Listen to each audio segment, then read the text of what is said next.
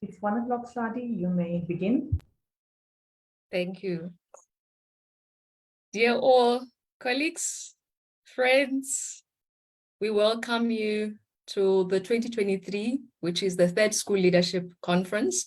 And this is two of our proceedings, and our overarching theme is leading education for sustainability. Indeed, this is the right time for us to engage with sustainability to ensure that we lead in such a way that the future generations have a viable life. And we know that if we don't take the business of sustainability seriously, it means it's the end of all humanity. And before we welcome Mandisa Diamond to welcome formally to this second day of our third leadership conference, I would like to say thank you to Kagiso Trust, as well as the National Education Collaboration Trust, together with UJ, for pulling all the resources together to ensure that we're able to come together to talk and to move forward with sustainability. And we all know that we are in crisis, particularly in Africa. And thank you very much also to all the organizers of the conference, to our colleague, Professor Katja Sim, and all the other colleagues that have been supporting, at across all levels. And just as a reminder as well, that we have 3 running themes that align with the theme on leading education for sustainability. The first one is leading sustainability for consciousness, because that is where we have to start. Unless we are conscious, we get to understand and be aware of what is happening, what sustainability is about. We will not be able to move into developing curriculums for the future. And this is the second running theme, leading curriculum for sustainable futures. And the third one is walking the talk, leading green pedagogical approaches to ensure that we are implementing this in our curriculum, in our classroom, in our practices. On that note, colleagues, I welcome Mandisa. Apologies, I welcome Kanyisa Diamonds. She is a senior manager of education futures as well as change management at NECT. Mandisa, apologies, ladies and gentlemen, colleagues, welcome, Ms. Diamond. Thank you, Sadi. I mean, Mandisa is not a bad word, a bad name, so happy to adopt it. She was with us yesterday. Thank you very much for this invitation. I would like to extend a warm welcome to our conference delegates. I must say it is a privilege to be conversing with you around the importance of the future and what it is that we need to be cognizant of today in order to be more prepared and to have systems that are more resilient. So it is a privilege, and thank you for joining and responding to our invitation so that we can talk to you about these matters. Just reflecting on some of the insights that I listened to from yesterday.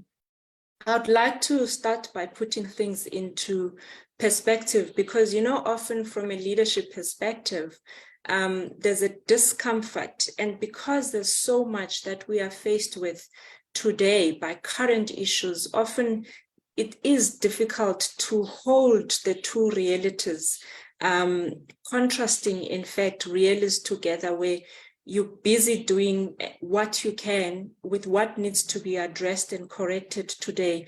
At the same time, you are also expected to think about what is to come. And often what happens is that because developmental agendas are set in 20-year phases, people think, 20 years, it's still a while, I don't have to worry about these things. I've got fires to put out now. Yet the fires that we are putting out now are fires that we have because we have not taken into consideration the things that we need to plan for, which have been forecasted, that they are coming from the future. So just a bit of context in terms of when and how do we actually get to sustainable development goals, to national development goals. Dr. Njeri mentioned yesterday even the Africa Union 2063 agenda. these goals start with a bunch of leaders and a whole lot of other stakeholder consultations where they actually gather and they look at what are the problems that we are facing currently. And they draw scenarios that guide and say, if we remain with children who aren't able to pass mathematics and science, this is the kind of future that the economies of South Africa will have, or this is the kind of future that in the Africa region we will have, and this is the kind of issues we will have in the future globally. Then they reflect on, so if we don't want these issues to persist and to find us unwanting in the future, what do we need to do? They then create a series of scenarios, some which will explain and show what would be the risks look like and be, or what will the future look like if we don't address current risks now. They will also have a scenario that says, well, if we want a different future, these are the goals then that we must set for ourselves as a nation. Hence, we would then have a national development plan with a horizon of 2030, which is often 20 years from the time that it is set. Similarly, at a regional level, because our economies intersect, we're no longer just doing things for South Africa. Whatever that we do in South Africa gets informed by what happens in the African region, what happens globally. So the national agendas around developmental goals would be, in our case, the Africa Union 2060 agenda, and then followed by the global agenda on sustainable development goals. And I think it's important to have that background so that when we see these things, we have a context in terms of how did they arise. So they arise because there has been a deliberate attempt to say, we don't want this kind of future. This is the kind of future that we want for ourselves. Now, what then should happen thereafter once you have these developmental agendas in our midst? And what is the role of leaders? So it's not going to rely on one entity. And often we look onto government to say, if these are the goals for the nation, government must achieve these goals. Yes, there is some truth to that. But every system is formed by mini systems. So as a whole, there are parts of that system which then make the entire whole. So if developmental goals are going to be achieved, it actually means that everybody who's leading a system has a role to hold those developmental goals into their purview and ensure that as you are strategizing for your system or for your institution, you're strategizing in mind with a goal for the development of that nation, with the goals for the development of that region, with the goals globally, so that you are not just strategizing and planning out of a vacuum. And secondly, what then happens is that if each of us are not setting goals that are informed by the developmental goals of whether it's the nation or it's the region or it's the global agenda that we are addressing, it then means that ultimately we get to that point and these goals don't get achieved. We already know that the national development goals, there are some parts of them that we're not going to achieve. We already know that the SDG goals, there are some parts that we are not going to be achieving by 2030. That is very clear. So what are then the implications when we don't meet developmental goals that we have set for ourselves as the people? Remember, before we got to the developmental goals, there were identified risks and undesired futures, which then led to the people saying, therefore, if we don't want A, B, C, and D in our lives, we need to then have and achieve the following things. So when we don't meet developmental goals, there are implications. It's not just a matter of, well, we haven't met them. Therefore, let's set a new set of national development goals because we are in a new phase. 2013, we have not met it, it's gone in the past. With each of those cycles, and each time we don't meet our developmental goals, there are ramifications. So we're going to get to 2030, we're going to have a shortage of particular skills because we haven't met the mathematics goals, the quality of the passes that we had set for ourselves, nor the numbers and targets of the number of children that we would want by a particular time finishing varsity or finishing grade 12 with mathematics and science so that they can take particular skills or particular professions. So those are the implications. Now, the current state of affairs, there are people like Dr. Njeri, whom you met yesterday, who is a futurist. We often refer to them as futurists. We don't have to go and research these trends and these changes that we are talking about, these threats and these risks. There are people with jobs. They are doing these things for us. The responsibility for us as leaders is to be familiar with what the future's agenda is. What are the projected or forecasted risks that are there? What are the forecasted opportunities? And because this is where innovation comes in.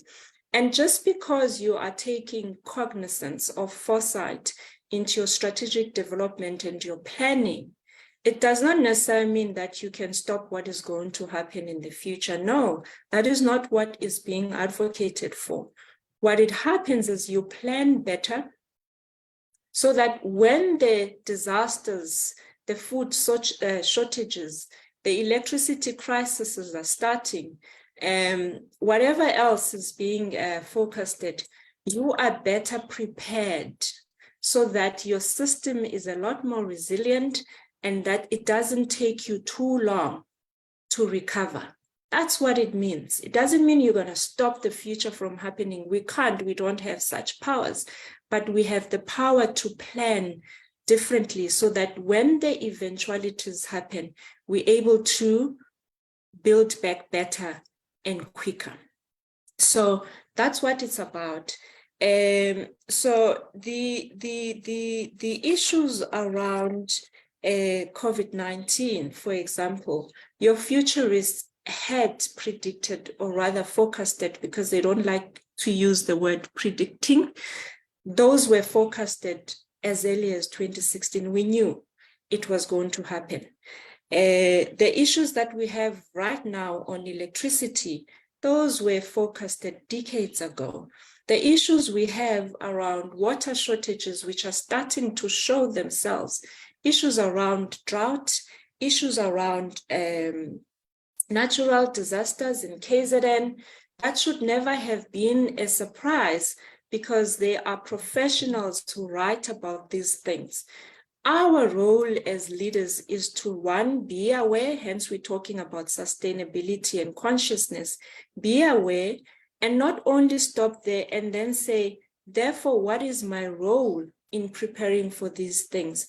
What is in my resourcing that I need to be including so that I'm ready? So for example, for a school, it could be, I'm just making an example and not to be an alarmist, for the education system, which has to translate to a school, it could be that, let's say the forecast is by 2030, we're going to be in the dark. If we are in the dark, it means that we may not be able to have children sitting in classrooms. So the question is, what then do we do today to avert that? Not to avert it from happening, but so that when it does happen, we have things that we have put in place that are going to avoid how huge the shock will be.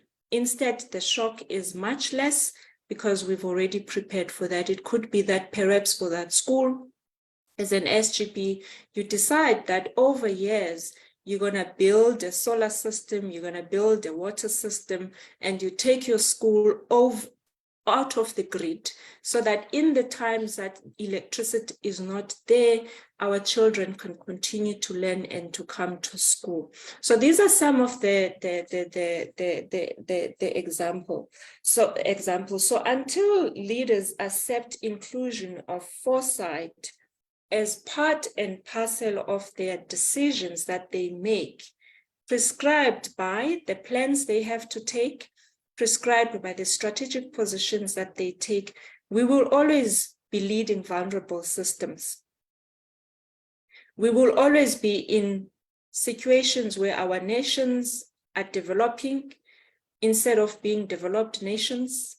We will always be in situations where we are always reforming and catching up.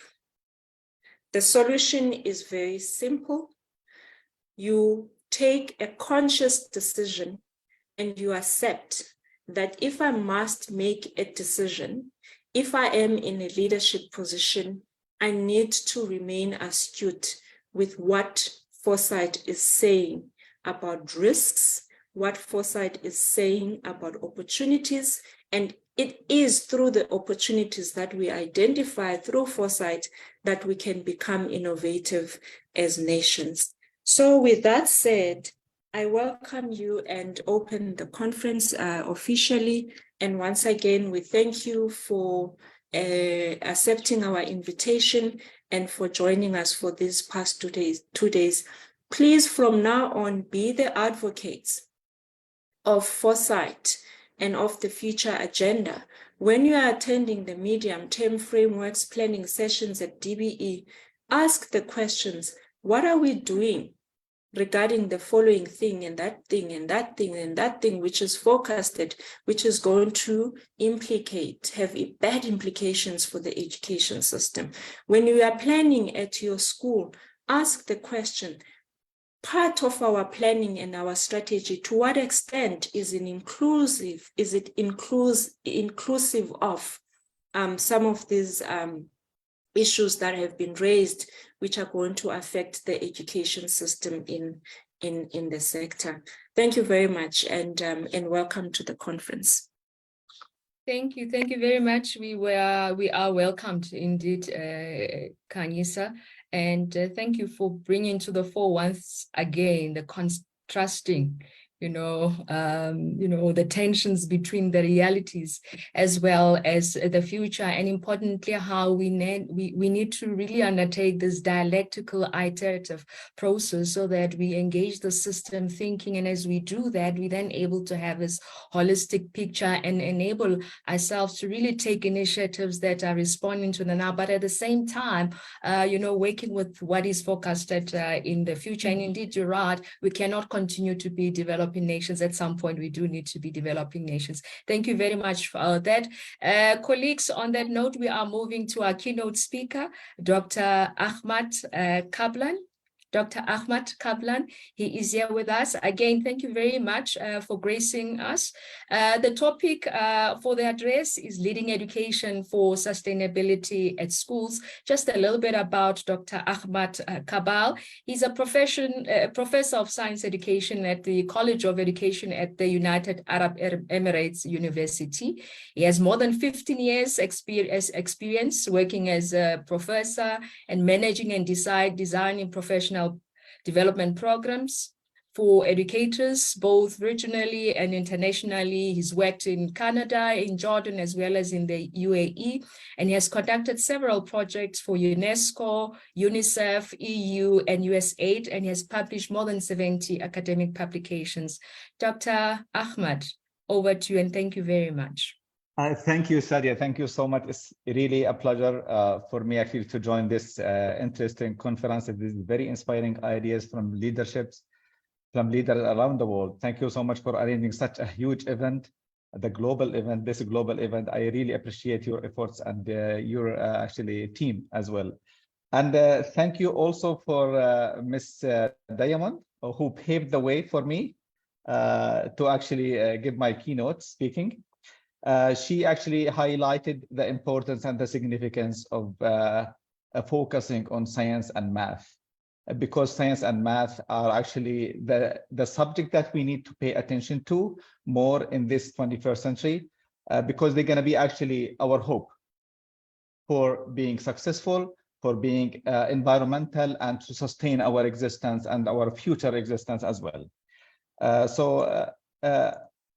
I am Ahmed, as Saadi mentioned, from United Arab Emirates University.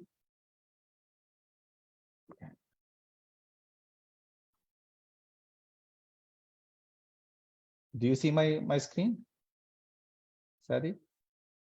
Yes, yes, it's very clear. You can just move it to the presentation mode. Yes, perfect. Okay, thank you. Thank you. So my talk is, and I'm going to talk actually about how to lead the ESD at schools through STEM education.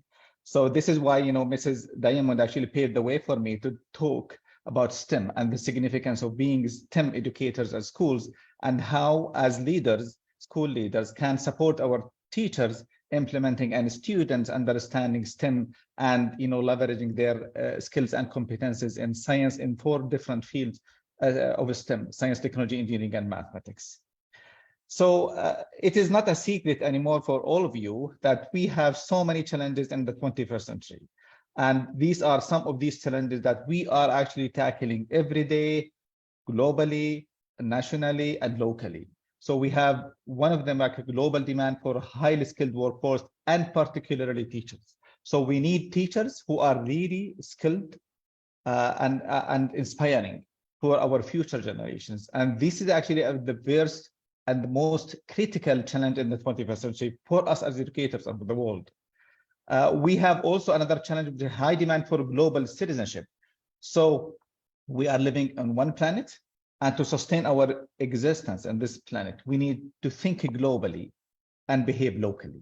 So this is the mentality that we need to instill in our future generations, the minds of future generations, in order to enable them to behave environmentally and to sustain our existence. There is also a high demand for qualified teachers, and this is also very, very critical. So we need actually to really prepare our teachers for the future. Increasing a reliance on technology and technology education. So this is also not a secret. So we are filled, our life is filled with science and technology.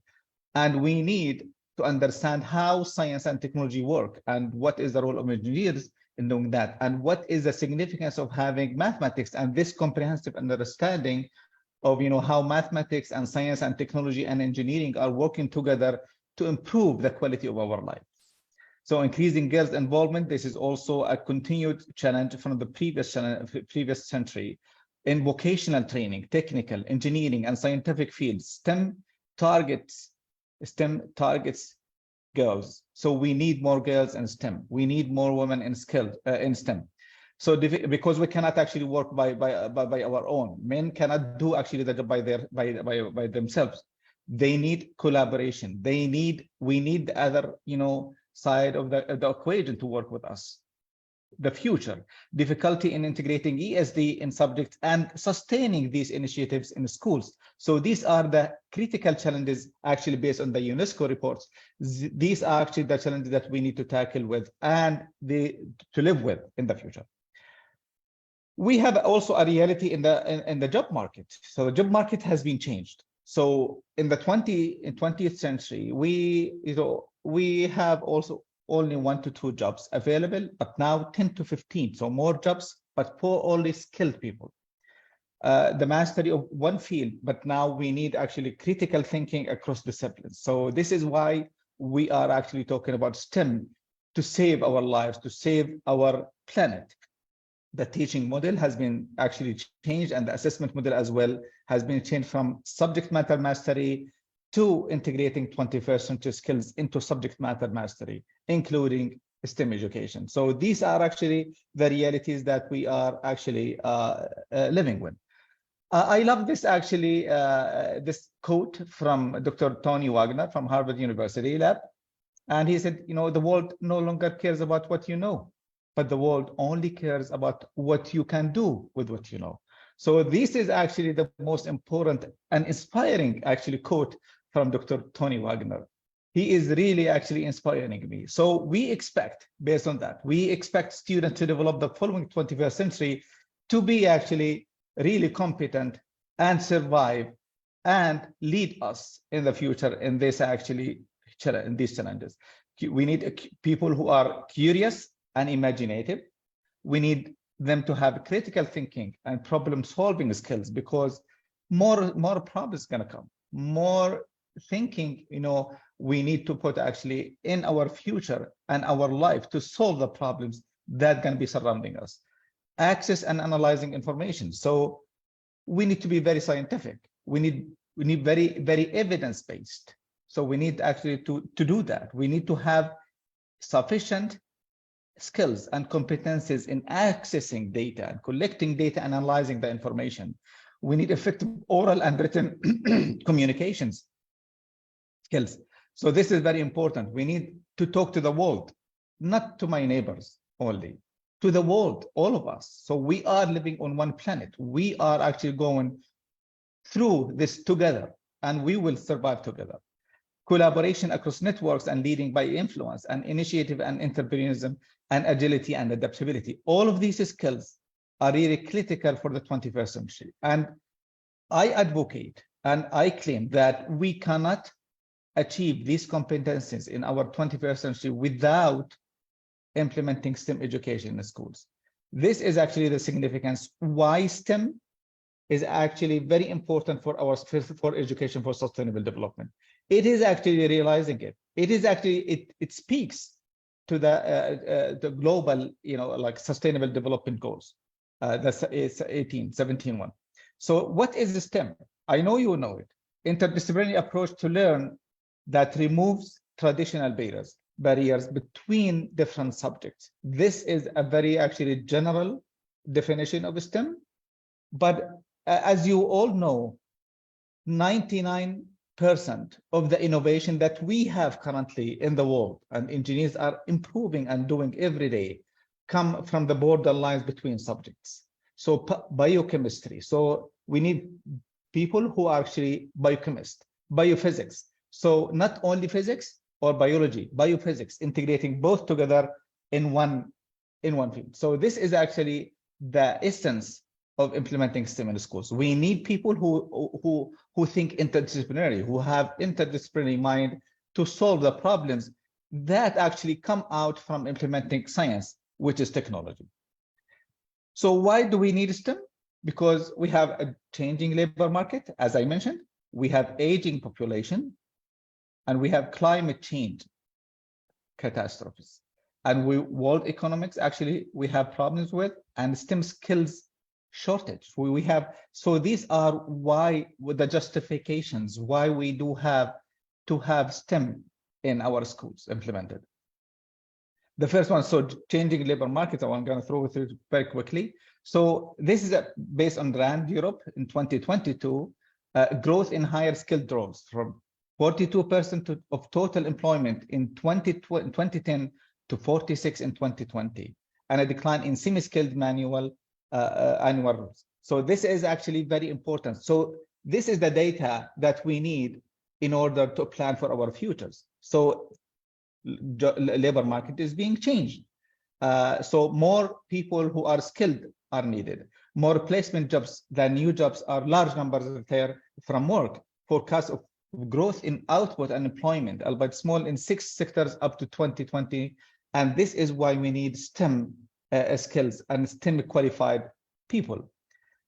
So there are 6 growth sectors in the world, and engineers and scientists and technologists are working actually in these critical sectors, and we need more people to work on these: utilities, chemical engineering, manufacturing, construction, communication and distribution, retail, and business services, especially, and public health and education. So these are the critical 6 sectors in the world that we need to pay attention to. We need to be skillful actually in producing skilled workers in these sectors in order to lead the sustainability in the world. We cannot actually work without chemical engineering, manufacturing. We need to manufacture goods that are really environmental and recyclable and environmental friendly. We need to do communication that actually does not consume that much electricity or rely totally on fossil fuel generation power. So we need actually this. We need to do that. We need to produce public health educators, who are really taking care of us and of our future generation as well. So the aging population, this is, the World Health, this is the reality. There is a pressure and demand on health and medical services that will increase in the future, which is greater demand for STEM skills. So this is why we need more STEM people and skilled people to work. Biomedical engineering, we need actually people who are doing biomedical engineering, bioinformatics and computational biology, pharmaceutical research and biotechnology. All of these are actually going to be very helpful for us to manage and sustain our existence in the future and sustain our environment. So this is actually why we need to work together and we need to implement STEM education in schools. This is actually the rationale. Climate change. So we all being affected by climate change incidents. Every day we have a challenge. Every day we have a catastrophe. Every day worldwide. So therefore, STEM skills are needed to develop clean coal technology to build new coal-fired power stations with lower carbon emissions. So we need to face this challenge. Nuclear engineering. So I know nuclear weapon actually is bad, but nuclear actually power is very important. So we can utilize that for our safety, for our, to reduce our emissions of carbon dioxide. Fuel cell technology and renewable energy technology, all of these actually also cannot be achieved without implementing STEM in schools and inspiring a future generation who are going to be leading us in the future. So this is important. But again, although, STEM education is very important and critical for our existence in the future, we are surrounded by so many challenges, as teachers and educators, when to implement STEM in classes. 5 major challenges: limited resources. Every school has limited resources. Less budget, is being actually funded to school, being given to schools. So we need to empower, our future generations with money. Give school more budget to spend more money on buying materials and producing, environmental and recyclable materials. So lack of training. We need, as leaders, we need to provide teachers with training, and this training is very important and critical for their success. And we are investing in our future generation. Investing in our future generation means investing in our leaders. Without leaders, STEM cannot be implemented in schools. We need leaders, and we need leaders to train teachers on how to do STEM education and providing them with continuous professional development. Resistant to change. Of course, this is new, and schools actually are being, accustomed and used to use like rote teaching and memorization, but this is not actually effective anymore. We need more a different type of education. We need to inspire people who can do things, not knowing thing, but doing things. So resistant to change. Some teachers may resist to change, especially teachers, but we need to inspire them. So this is actually the critical role of leaders, school leaders, to lead the change in their schools locally, and then everyone does his actually effort or work, a job in his local, school, and then collectively we will do the change. Student engagement. So of course the students are not engaged anymore in our classical traditional teaching. We need to do something different to them, engage them, but not theoretically engaging them. We need to engage them hands-on activities, hands-on, minds-on. So these STEM classes can be challenging, and teachers must find ways to engage students in the subject and, unlocking their potential to produce technology that actually really safe for us and safe for our environment. Class management actually also is a problem, a continuing problem, and teachers need to be having enough and continuous professional development on how to implement STEM education in their schools while they have a large classroom. So these are actually some of the critical challenges that our teachers are being faced in the field. But how can we do that? So strong leadership and clear, compelling vision, coherent policies and procedures and cultural norms that focus on improving student learning. So this is, a critical component and dimension of our success in schools and worldwide. We need more qualified STEM teachers and highly qualified STEM supervisors and leaders, and rich and innovative web resources, libraries, museum, media, publication, and internet. All of these are really very critical for our success. And here is actually the role, of our qualified leaders, school leaders, to take the lead in their school. Of course, we have provided, as leaders, as school leaders, we need to provide our schools with resources. So principals can allocate more funding and resources to support STEM education, such as purchasing new equipment or investing in professional development opportunities. And this is not a wasting of money. We are not wasting our resources. We are providing our students with money in order to unlock our future generation potential of thinking and solving our problems. They're going to be the leaders of the future. Also, school leaders need to encourage professional development among schools and school teachers. So this is very critical. Continue. Every day we have new knowledge. Every day we know something new every day. So without providing our teachers, our designers, future designers and engineers with enough knowledge and professional development, they will not be actually changing their teaching without that. So we need to help them, support them, providing them more resources and providing leadership. So they need to, our leaders can provide leadership and guidance to teachers implement STEM effectively, like setting goals and creating a vision for STEM education in the school. So this is also another critical role for school leaders to support our teachers implement STEM education, promoting collaboration. So principals cannot actually work by themselves. They need collaboration. They need to collaborate with other leaders in the schools, with other leaders in the government, and locally and globally. So, and this is actually an example of the collaboration that we need, like a global conference that all leaders around the world come in one platform and discuss critical issues to secure our life in the future. So Hargreaves and Fink mentioned 6 or 7 key characteristics for leadership to tackle sustainability issues. 1, they need to be systemic, interdisciplinary understanding, STEM. So our leaders need to believe in STEM, need to think in a STEM way in order to be systemic in that, not isolate, not implementing STEM as a passion and then forget about it. They need to be emotionally intelligent and caring attitude, and having caring attitude for their schools, for our future generation, for their students in schools. Values and orientation that shapes culture. So they need also to tackle several, things. They need to have a strong vision for making a significant difference. This is the heart of leadership, having a strong vision and believe in that vision. They're gonna make it.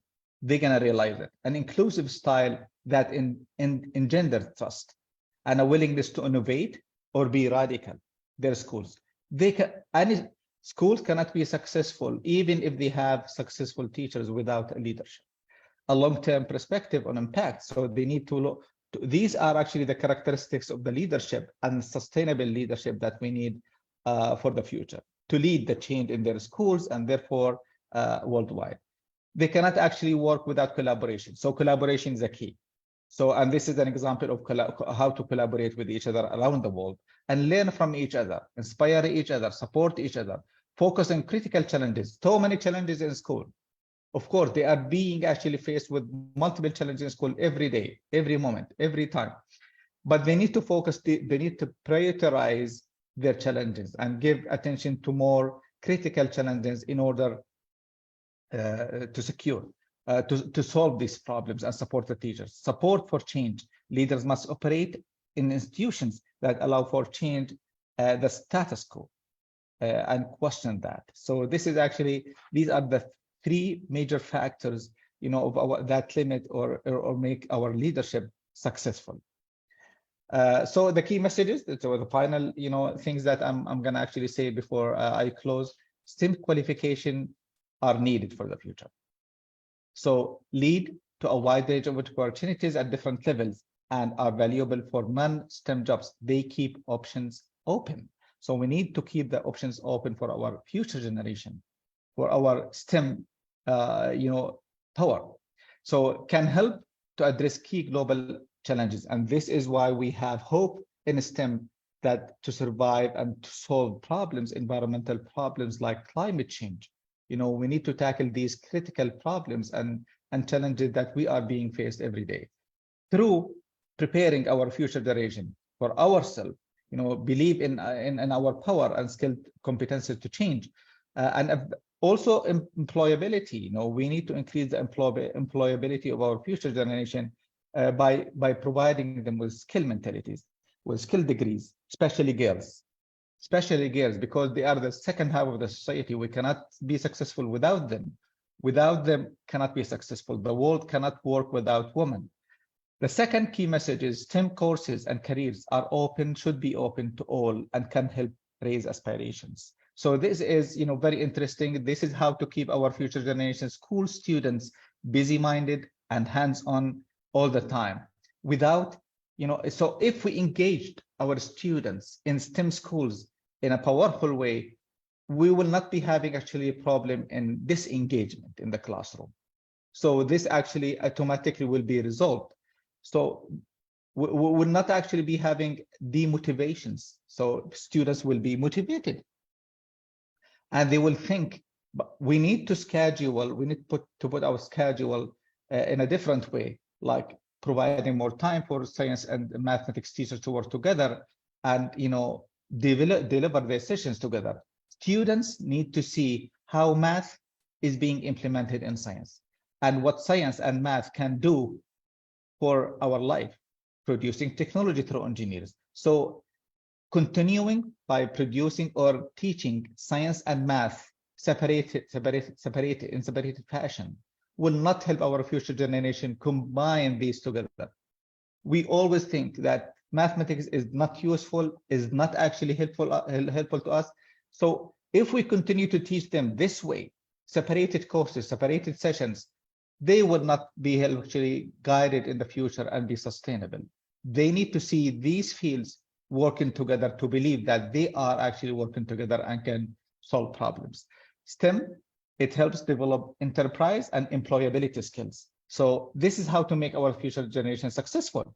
They need to be having certain competencies like capabilities, problem solving, creativity, democracy, all of these 21st century skills that we talked about cannot be achieved without having STEM education, or can be achieved by implementing STEM education in schools.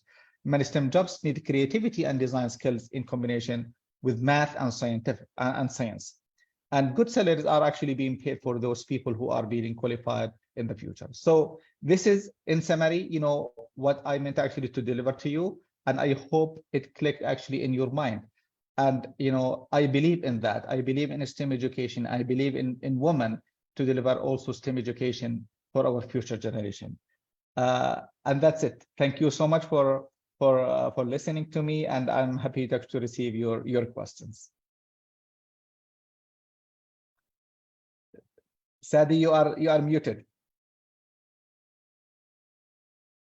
Thank you very much. You have really given us the crux of your argument as to why we need STEM education, and really pulling us through in terms of how we can make it possible, starting with that strong leadership, which is centered by that strong vision, as well as the ethos, and continuously emphasizing the collaboration.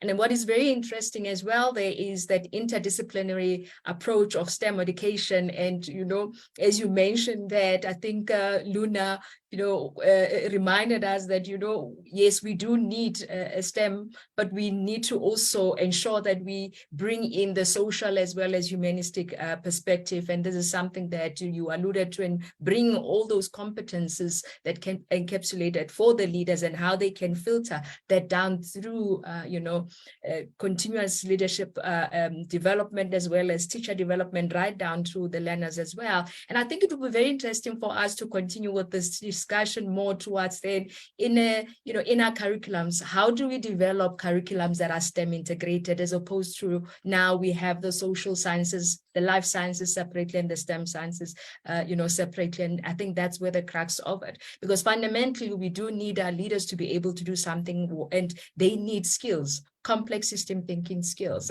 I don't know if from our colleagues that you can have a look there. Ahmad Ginsi comments there that the classroom-based research programs can also go a long way in revealing what happens in those environments. Absolutely, you're correct, Ngitsi.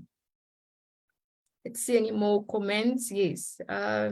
Thank you very much for that, particularly in illuminating what we need to focus on. Earlier, as my Kanyisa indicated, that there's so many things that we need to work with, be considerate of. So we just need that way, the appropriate way for us to know what is important at the right time, but at the same time, we know what we need, for the future, and pulling that through systematically. Thank you very much for that. I think if we don't have any more comments from our colleagues, we can move on to the Mentimeter. We have the Mentimeter question, colleagues, that we would like you to respond to. And the question is, how can Africa achieve education for sustainability? How can Africa achieve education for sustainability? What is it that we can do as Africa to ensure we achieve sustainability? Because if we're not going to get that right, the beautiful things, they are, invaluable resources that we have in Africa, both people as well as natural resources, will not be able to exploit them accordingly for us to finally get to that point of being developed countries. Mitesh, can we have the Mentimeter? Once I've again, pasted it in the chat for you. Oh, Chatish, thank you. Sorry.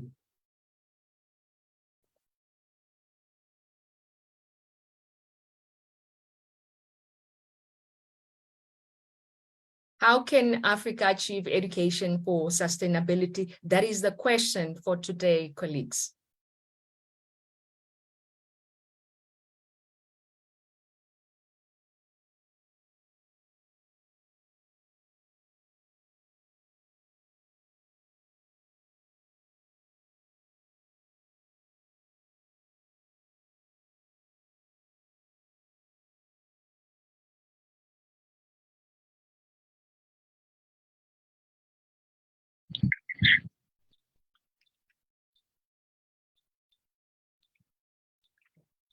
Sadi, you're on mute.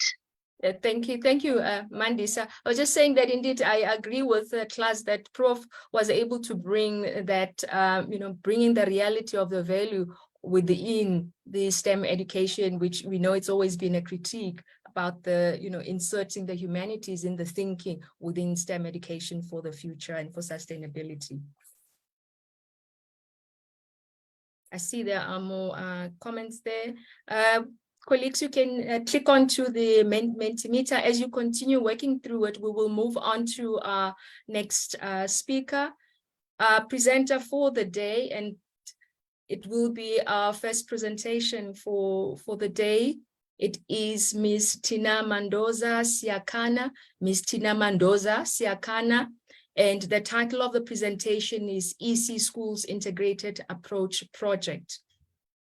Ms. Tina, are you there? Yes, I am. I'm just. Oh, okay. Yes, we Yes, see you. I'm here. Welcome. Thank you so much. Later.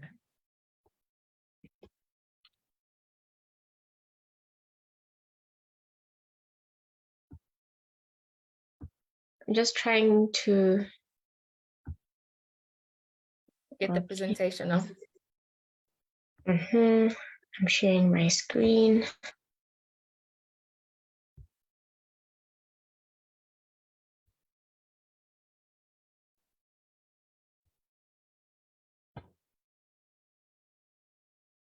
It's coming through. Let's see. It's on. Can you see it from your side? We can see it if we can have it on presentation mode. Okay. There you go. Thank you. Over to you. Thank you so much.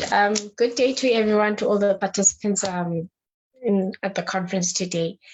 My name is Tina Mazwanda. Just a quick correction there. I'm the project manager for Siakha Growth and Development NPO in the Eastern Cape Schools Project. So just before I give the presentation, I just like to thank everyone for the invite to the conference. And I've been hearing very positive development ideas when it comes to education, which it's just reassuring and lovely to hear that people are doing as much as they can to develop education throughout the world. So I'm currently working on our Eastern Cape Integrated Schools project. So the project was initiated in 2019, and we are looking at the scope of the project is food and nutrition security, water, sanitation, ICT, energy, and entrepreneurship. And the reason why the scope is so large for this project is because we're looking at the integrated approach towards food and nutrition security. So you cannot have we decided not to look at food security independently, because there are so many other variables that are leaning on and dependent, and food security is dependent on, and other variables that are dependent on food and nutrition security. So that is why we have our integrated approach, with where we're looking at also water, sanitation, and other things. And as we all know, that the diets of food insecure learners can result in a number of things, such as maybe missed days of school, as well as missing activities. They may demonstrate behavioral difficulties in the classroom, as well as leading to obesity, diabetes, and other lifestyle diseases. The area that we're working on is Mqanduli. It's a small town in the Old Tambo district, and we're working in three village schools in Mqanduli. These village schools are all, different villages, but all under the town of Mqanduli.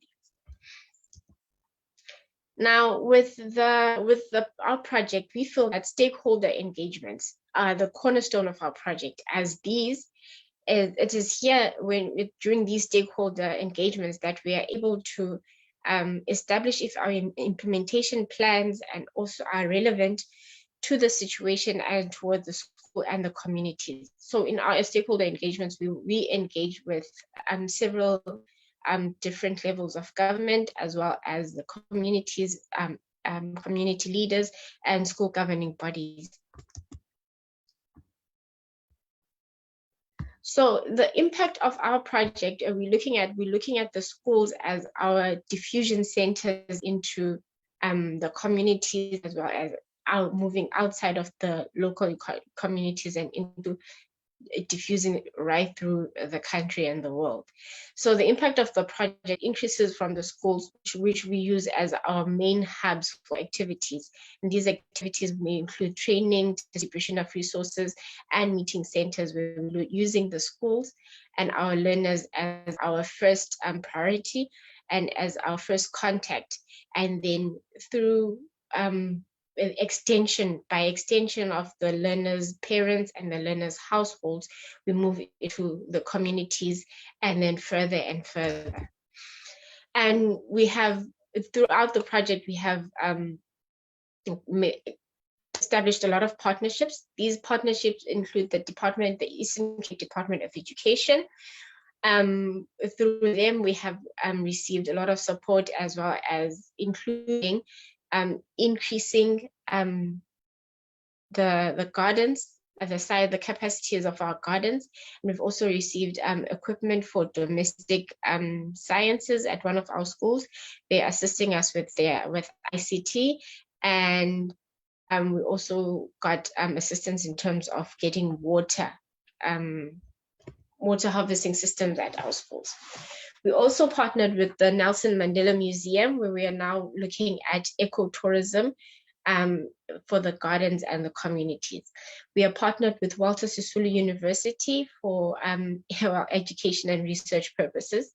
We are partnered with the Department of Rural Development and Agrarian Reform in the Eastern Cape, which we are working with to create a sustainable agricultural system at our schools. And we're also looking to work with the Nelson Mandela School of Science and Technology, which is an agricultural school, which is close to the area in which we work in.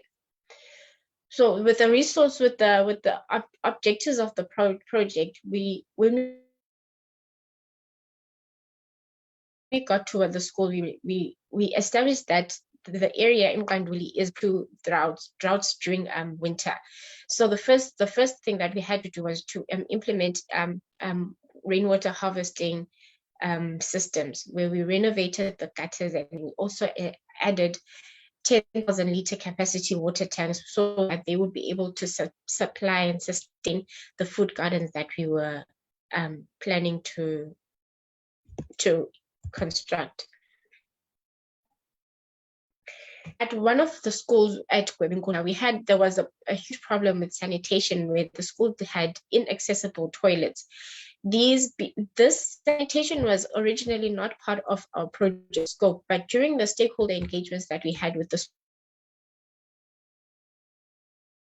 schools and the communities, the school reached out and asked that, is there not anything that we could do, whether in terms of assisting them with their sanitation, because their toilets were inaccessible, they were closed off, they could not access them at all, to an extent that if learners had to go, they had to leave the school premises and go out outside the schoolyard in the felt or behind the bushes or something. So after the renovations are completed, this is what the toilets look like, and we also got assistance from volunteers from the communities, which the volunteers included parents and SGB and former learners from the school. So there was a lot of community engagement and community help when it came to renovating the school toilets.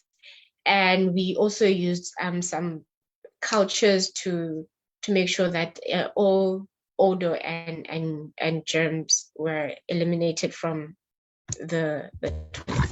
And after that, we did also help with the partnership that we have with the Department of Education. We were able to facilitate and put the school on the list for getting new toilets. So these are the toilets that have now been put up by the Department of Education. So the infrastructure that we put up was we set up food gardens, which we set up a wooden beam food garden, as well as another steel structure covered with plastic. These are the two initial types of infrastructure that we put in for the tunnel food gardens. But in time, we found that the plastic cover was not really sustainable, as in summer it got way too hot, way too early, and we weren't able to have any sort of activities in the garden with the learners. And we're also the plants were also suffering and wilting, and it was also a huge waste of water. But the other structure that we had, which was the wooden beam one, which was on your left, the wooden beam one, the structure was good, but then the timber, it just weathered and weathered way too quickly under the conditions, the weather conditions in the area. And this also now, because of strong windstorms and rain, especially during summer, some of the tunnels do collapse. So the final structure that we have come up with, that we have now a steel structure, and we cover it with shade. So that one has been sustainable and works perfectly for our gardens.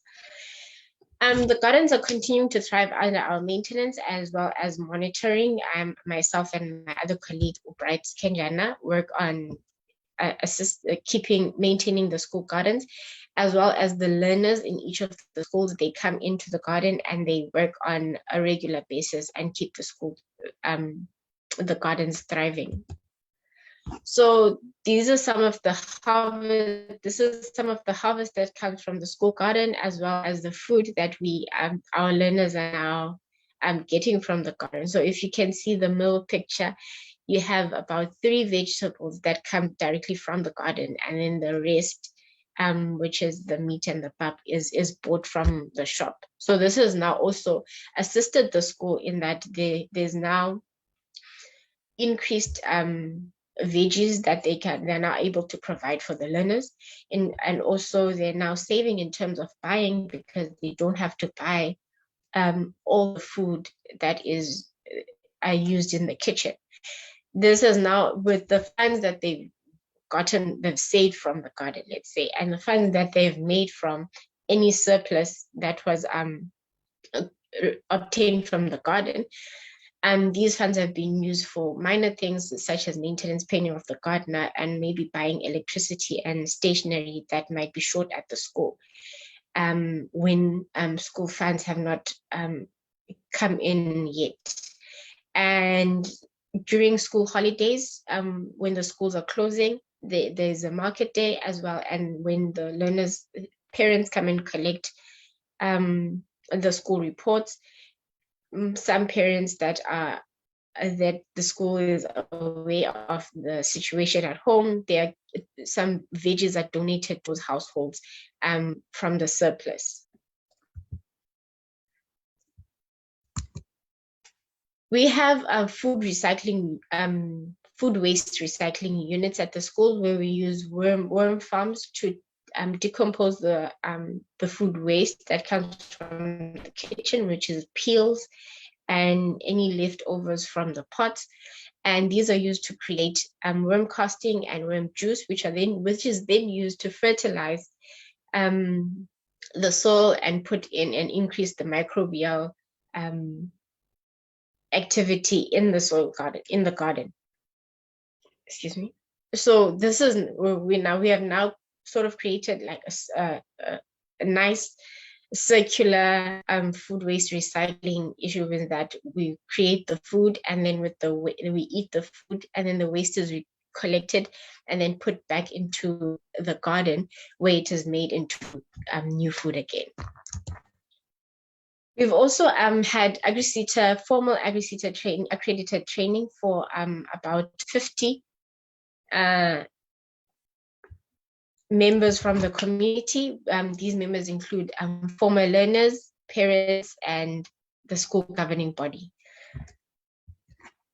We also have informal training and practicals mostly for the learners at the school, in where they come in and then they get a chance to work in the garden, and then basically get sort of a break from classroom, but then we're teaching them agricultural skills, and in terms of how to start, how to maintain, how to harvest. And we are hoping that they will then take this, we can nurture this skill, and we can take it forward, and we grow it in the future. They may be able to start their own enterprises with the skill that they have obtained from us at primary school level. We also have ICT, where learners from grade R up until grade 7 have received ICT lessons. The ICT lessons include mostly just basic Word and Excel programs, and then other programs such as Jollyphonics and sing-alongs, where they're learning to read, where the foundation phase is learning to read, write, and and count. And count, yeah. So we're also looking at the ecotourism potential in the schools, which is why the reason why we partnered with the Nelson Mandela Museum, because we've seen that the gardens have demonstrated social, environmental, and economic developments in the communities. So the village is close to the school, may be able to offer a wide range of activities which tourists can enjoy and participate in. We have, these would include traditional food, traditional cuisine, the maintenance of traditional structures such as a rondavel, storytelling and local folklore, exhibition of traditional items and or local organic farming practices which they have employed in the area since before we as Siakana intervened in the project. We also have domestic sciences which we have launched this year. We are providing learners with skills which could later support an entrepreneurial venture. We are looking at this in terms of we are still experiencing dropouts from learners at primary school level in our rural villages. So they then grow up to be people that do not contribute anything to society. And then we believe that if we could equip them with skills that they may be able to use to generate an income for themselves way after school, then this would ease the crime rate and the financial situation in our villages and communities.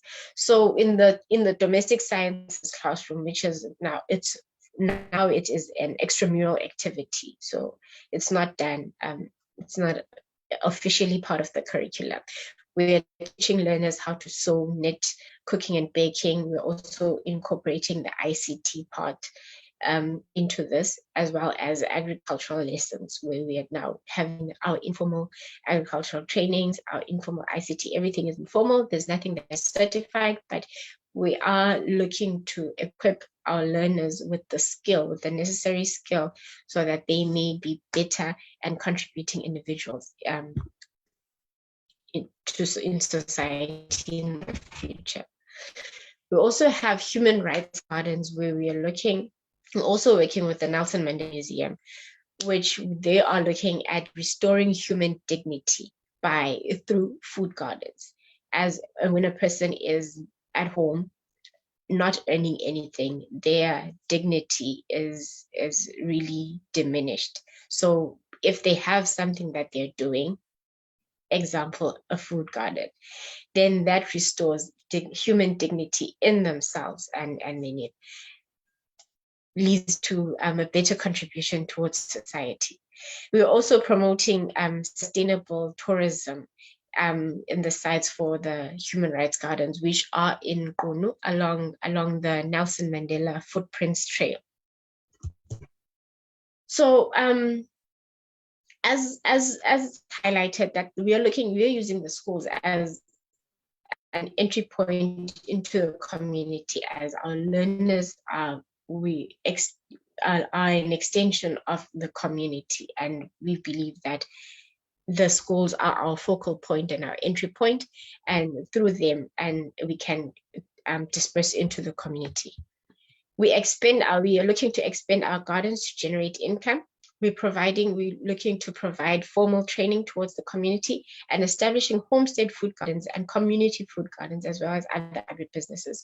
We would also like to install biogas digesters at the schools, where we would now also be using waste from the garden to fuel for energy at the school, as well as water purification systems for our rainwater harvesting systems. So far, what the most positive impact that we've seen at the schools is that the community is now extremely involved with the school, and as they have now seen that the benefit from the school is not just teaching and learning, there's also an added benefit, such as receiving training and receiving AgriSETA formal certificates, as there's now the domestic sciences, and they are also now more involved in safekeeping of the schools, in such a way that the schools we haven't had not a single break-in since the project has started. Our learner dropout has decreased, and the schools are making more of an effort in developing their schools, and the maintenance of the school infrastructure has vastly improved. Yeah, thank you so much.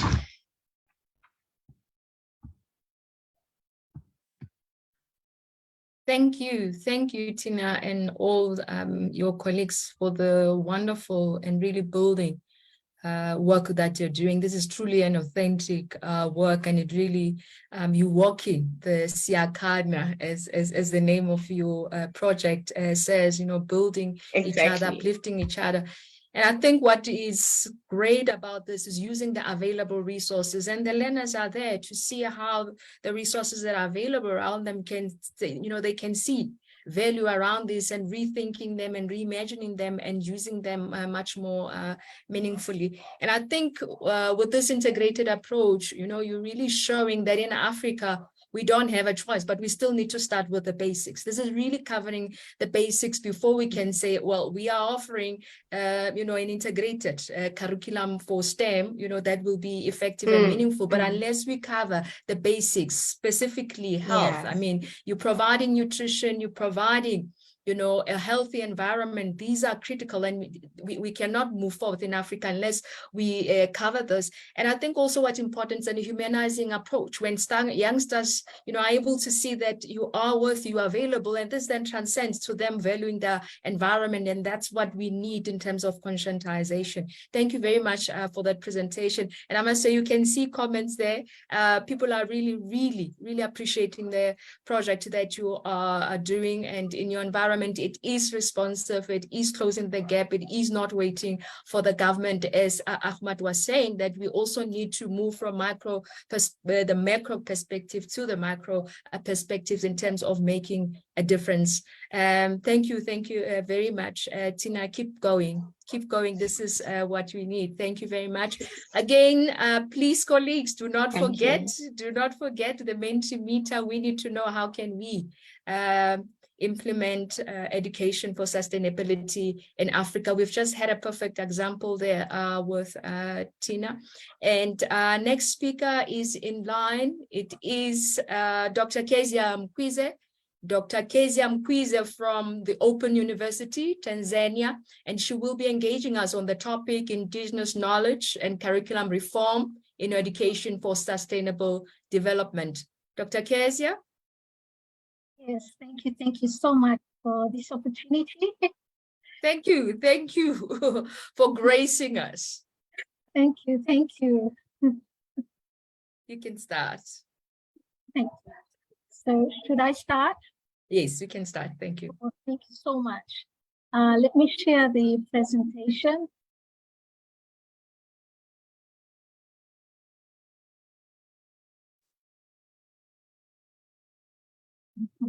There. Are you able to see the presentation?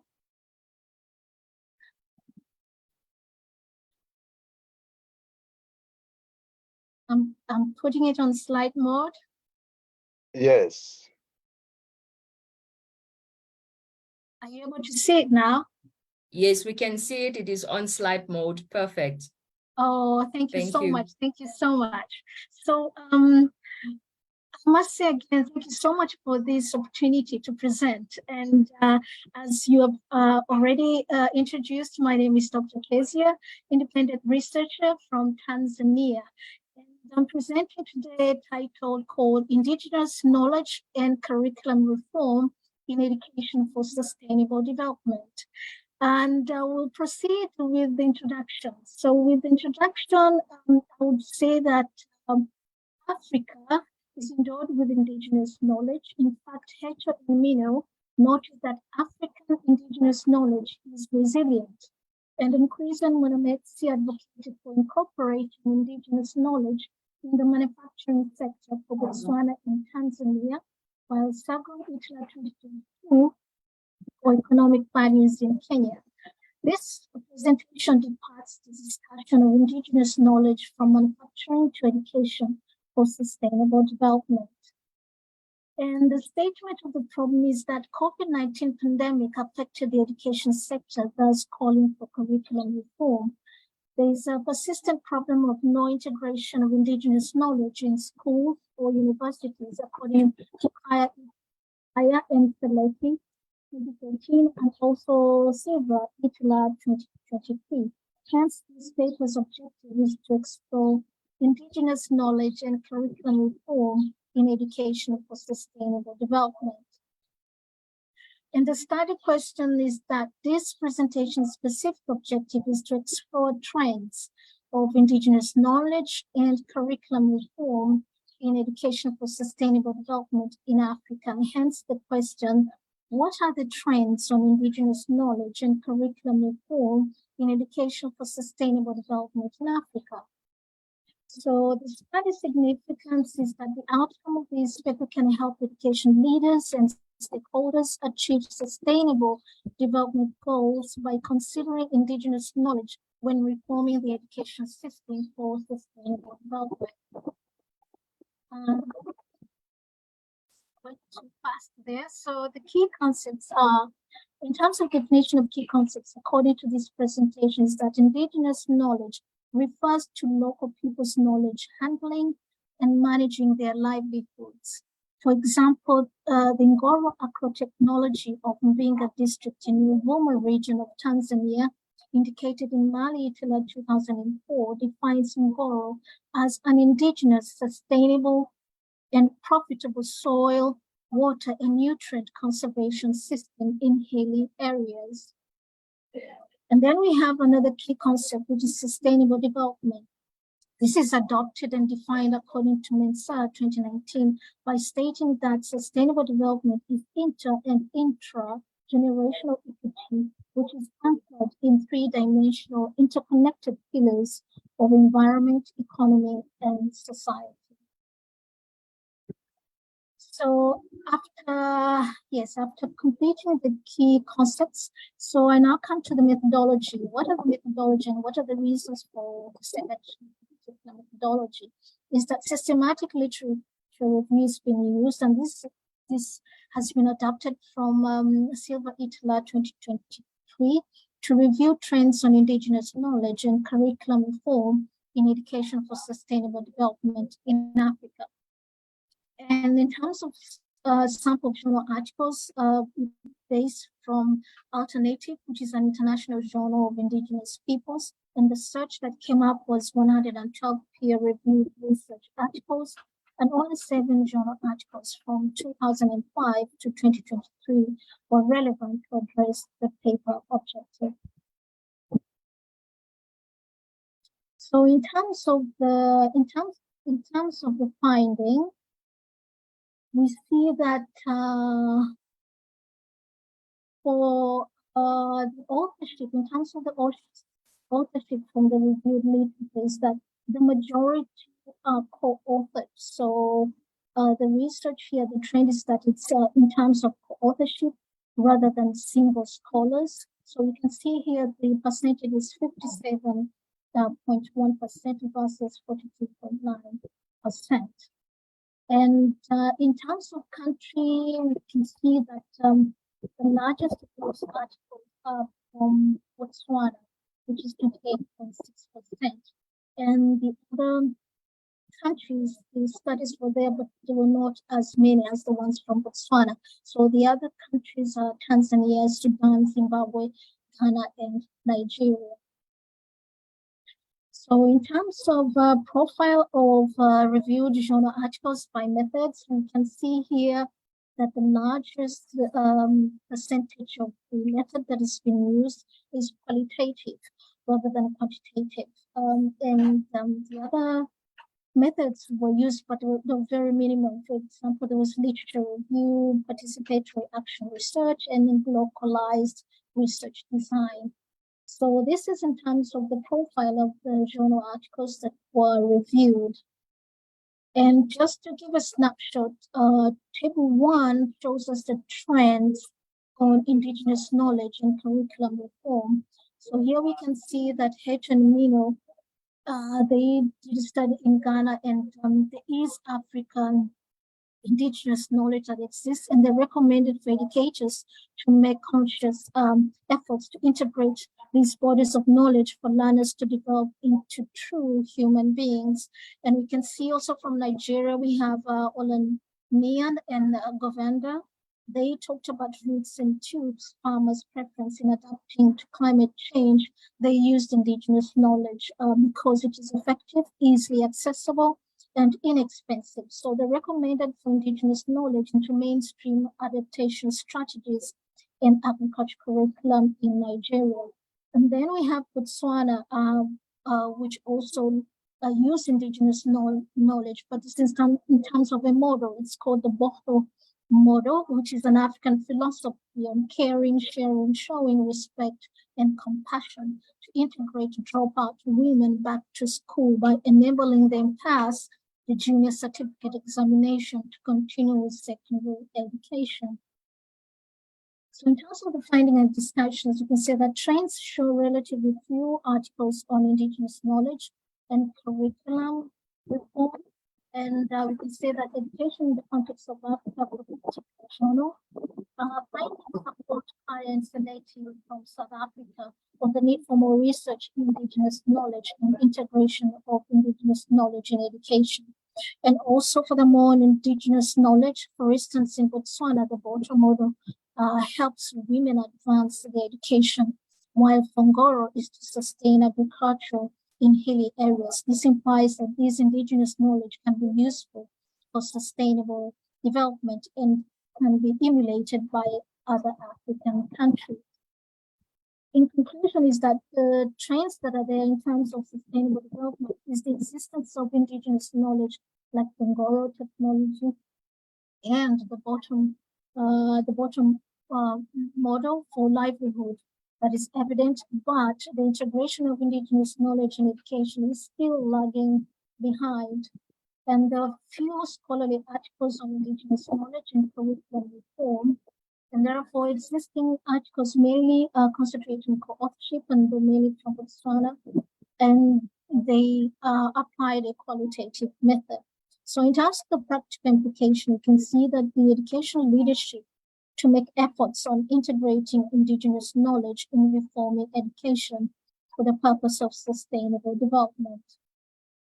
And the limitation of this paper or the presentation is on the use of systematic literature review approach with a sample for one journal. So future studies and other researchers can sample more journals when conducting systematic literature review.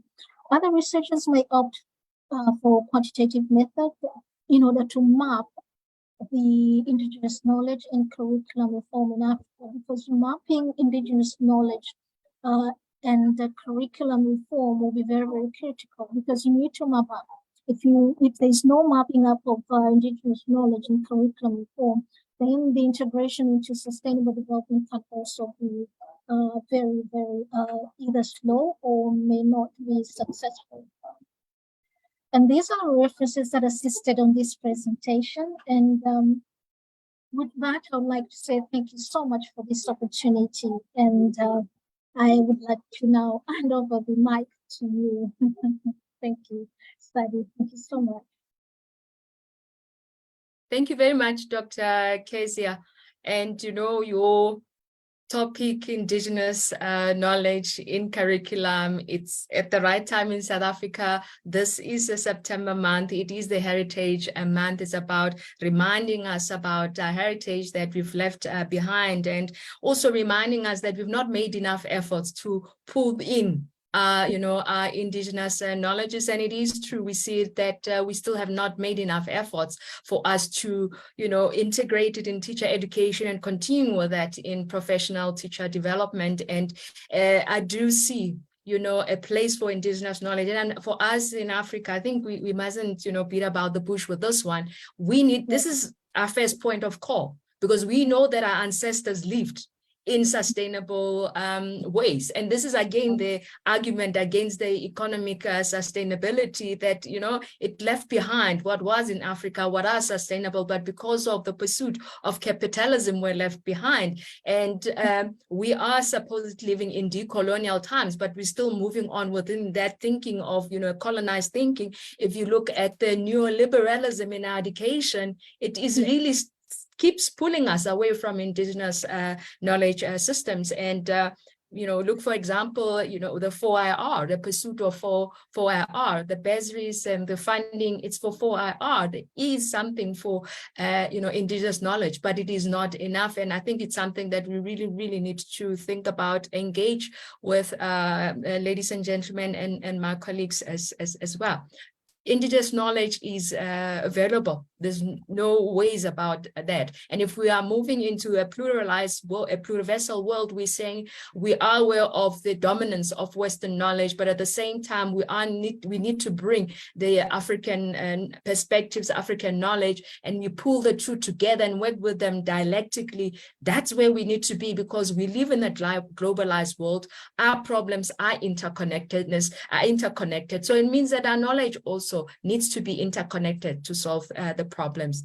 Thank you very much for your presentation. We really appreciate that, and continue with the work. And I believe you have done, you know, conscientization for our school school leaders, for all of us in the education system as well, to remember to go back to the indigenous knowledges. And I think that's where, you know, we can believe in the possibilities of innovation taking place within that indigenous knowledge. Thank you very much.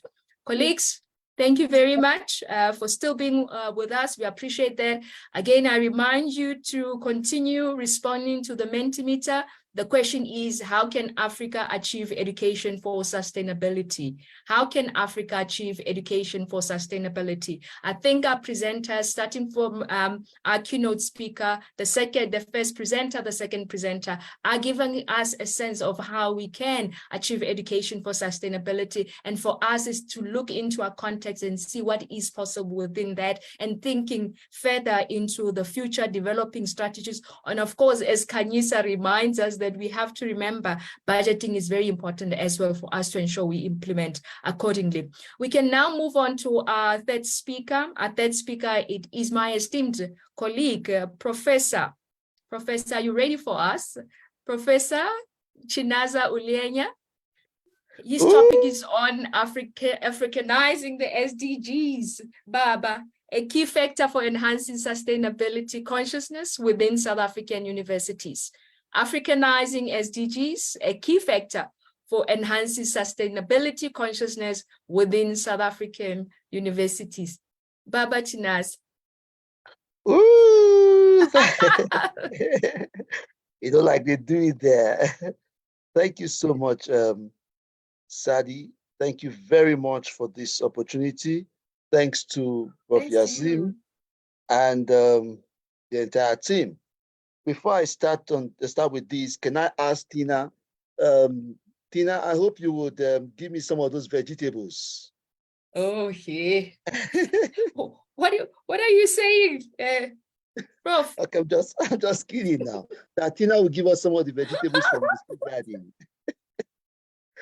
All right. Okay, that's just a way of making us lose up a little. Sometimes we can be too serious. I don't want to be too serious. Okay. Africanizing the SDGs, a key factor for enhancing sustainability consciousness within South African schools. This is a project, I must disclaim here, that's a project that is focused on South African universities. But then for this particular presentation, I just thought of it that let's see if we can make it fit into South African schools. So somebody somewhere may pick this up and choose to work on it in line with South African schools. Or perhaps our scope may have to change at some point to focus on South African schools. All speakers have said fantastic things, beautiful things, and I think I must say thank you to them because they have set the stage for me to just come and speak briefly to what this project looks like, and which is in alignment with what they have been saying all day long. So, for example, look at the project Tina shared with us. the learners, consciously or unconsciously, are already getting engaged or involved with sustainability, go green thing, one way or the other, knowing it or not knowing it, knowingly or unknowingly.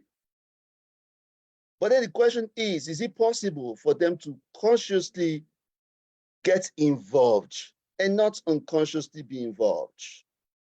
Is it possible for our schools to be consciously involved with going green, or we just remain unconscious about it? Now we hear about the SDGs, okay? True, but are the SDGs really our own thing in Africa? Or is there a way we can make it become our own thing, own it in our own way? Going back to what Dr. Kezia rightly said there, going back to what Prof. Ahmad said earlier, can we take what he said and bring it into our own space and make it speak to us, make it our own like we want it to be? That's what the whole essence of this presentation is all about. And I started by saying this, the expression going green is not so much of a new concept. People hear about going green. Let's go green. Let's do this green. Let's do that green, whatever it is. Okay. So if you ask me, SDG is not something that is new. It's not a new concept. But the question is, in our African space, how is it? Have we really achieved what we're supposed to achieve, considering the failure of the millennial goal? SDG is important, that we know. And because of its importance, one way or the other, you hear about DESD, Decade of Education for Sustainable Development. Because one way or the other, there was need to infuse the thoughts, the ideas, the notion of SDG, of sustainable development, into education, the system of education. And then knowing very well that education is a powerful tool for change. So 2005 to 2014 was declared the decade for sustainable development. And if you're familiar with this acronym, DESD, that's what it looks like. But then considering that decade, did we really succeed in that decade? If yes, what do we experience in recent time? And if no, are we thinking about it, of doing something around this area, where we know the stories around the issue of achieving the SDGs here and there? In fact, there are so many terms that have come up now, different terms that have come up now, with the mandate of, oh, we must achieve this thing, 2030 vision, whatever vision, beautiful. But in all of this, the big question is, what is in this thing for Africa? And if I may be very precise, what is in it for South Africa? What does South Africa stand to gain in all of this? And as I noted here, that despite all efforts made with achieving the SDGs, with pushing the SDGs, promoting the SDGs, beautiful efforts, poverty, unemployment, and other issues are still prevalent in our African space. You know these issues very well. Then the big question is, what could be wrong? Is there something wrong with Africa? And to be precise, is there something wrong with South Africa? So if we take every African nation one after the other, is there something wrong with each of us? If yes, what could this thing be? If no, okay, then why are we not achieving what we're supposed to achieve? Hence, I said there's need to ask the following questions, especially when you consider our Eurocentric nature, our Eurocentric mindsets in Africa, where we believe, an average African believes that whatever comes from Europe or from the Western world should be more preferred to what comes from the African continent. And thanks once again to Dr. Kezia for pushing, and I was going to say maybe preaching the idea of indigenous knowledge, indigenous thoughts, indigenous notions. Do we just throw them and sweep them under the carpet as though they never existed, or they never profited those who have gone ahead of us. Thanks to Dr. Sadi for mentioning the fact that these things are crucial and important, for emphasizing that. So now if we say that we have this mindset, the Eurocentric mindset, let's need to ask ourselves this question: do we have the same challenges as the Western world? A very good example is if you take the case of rural society, rural communities. In the Western world, what is seen as rural community or rural society differs from what is considered as rural in Africa. For example, a scholar by name Flora and Flora, or two scholars by name Flora and Flora, 2013, came up to say that rural societies in the Western world are areas or societies without an airport.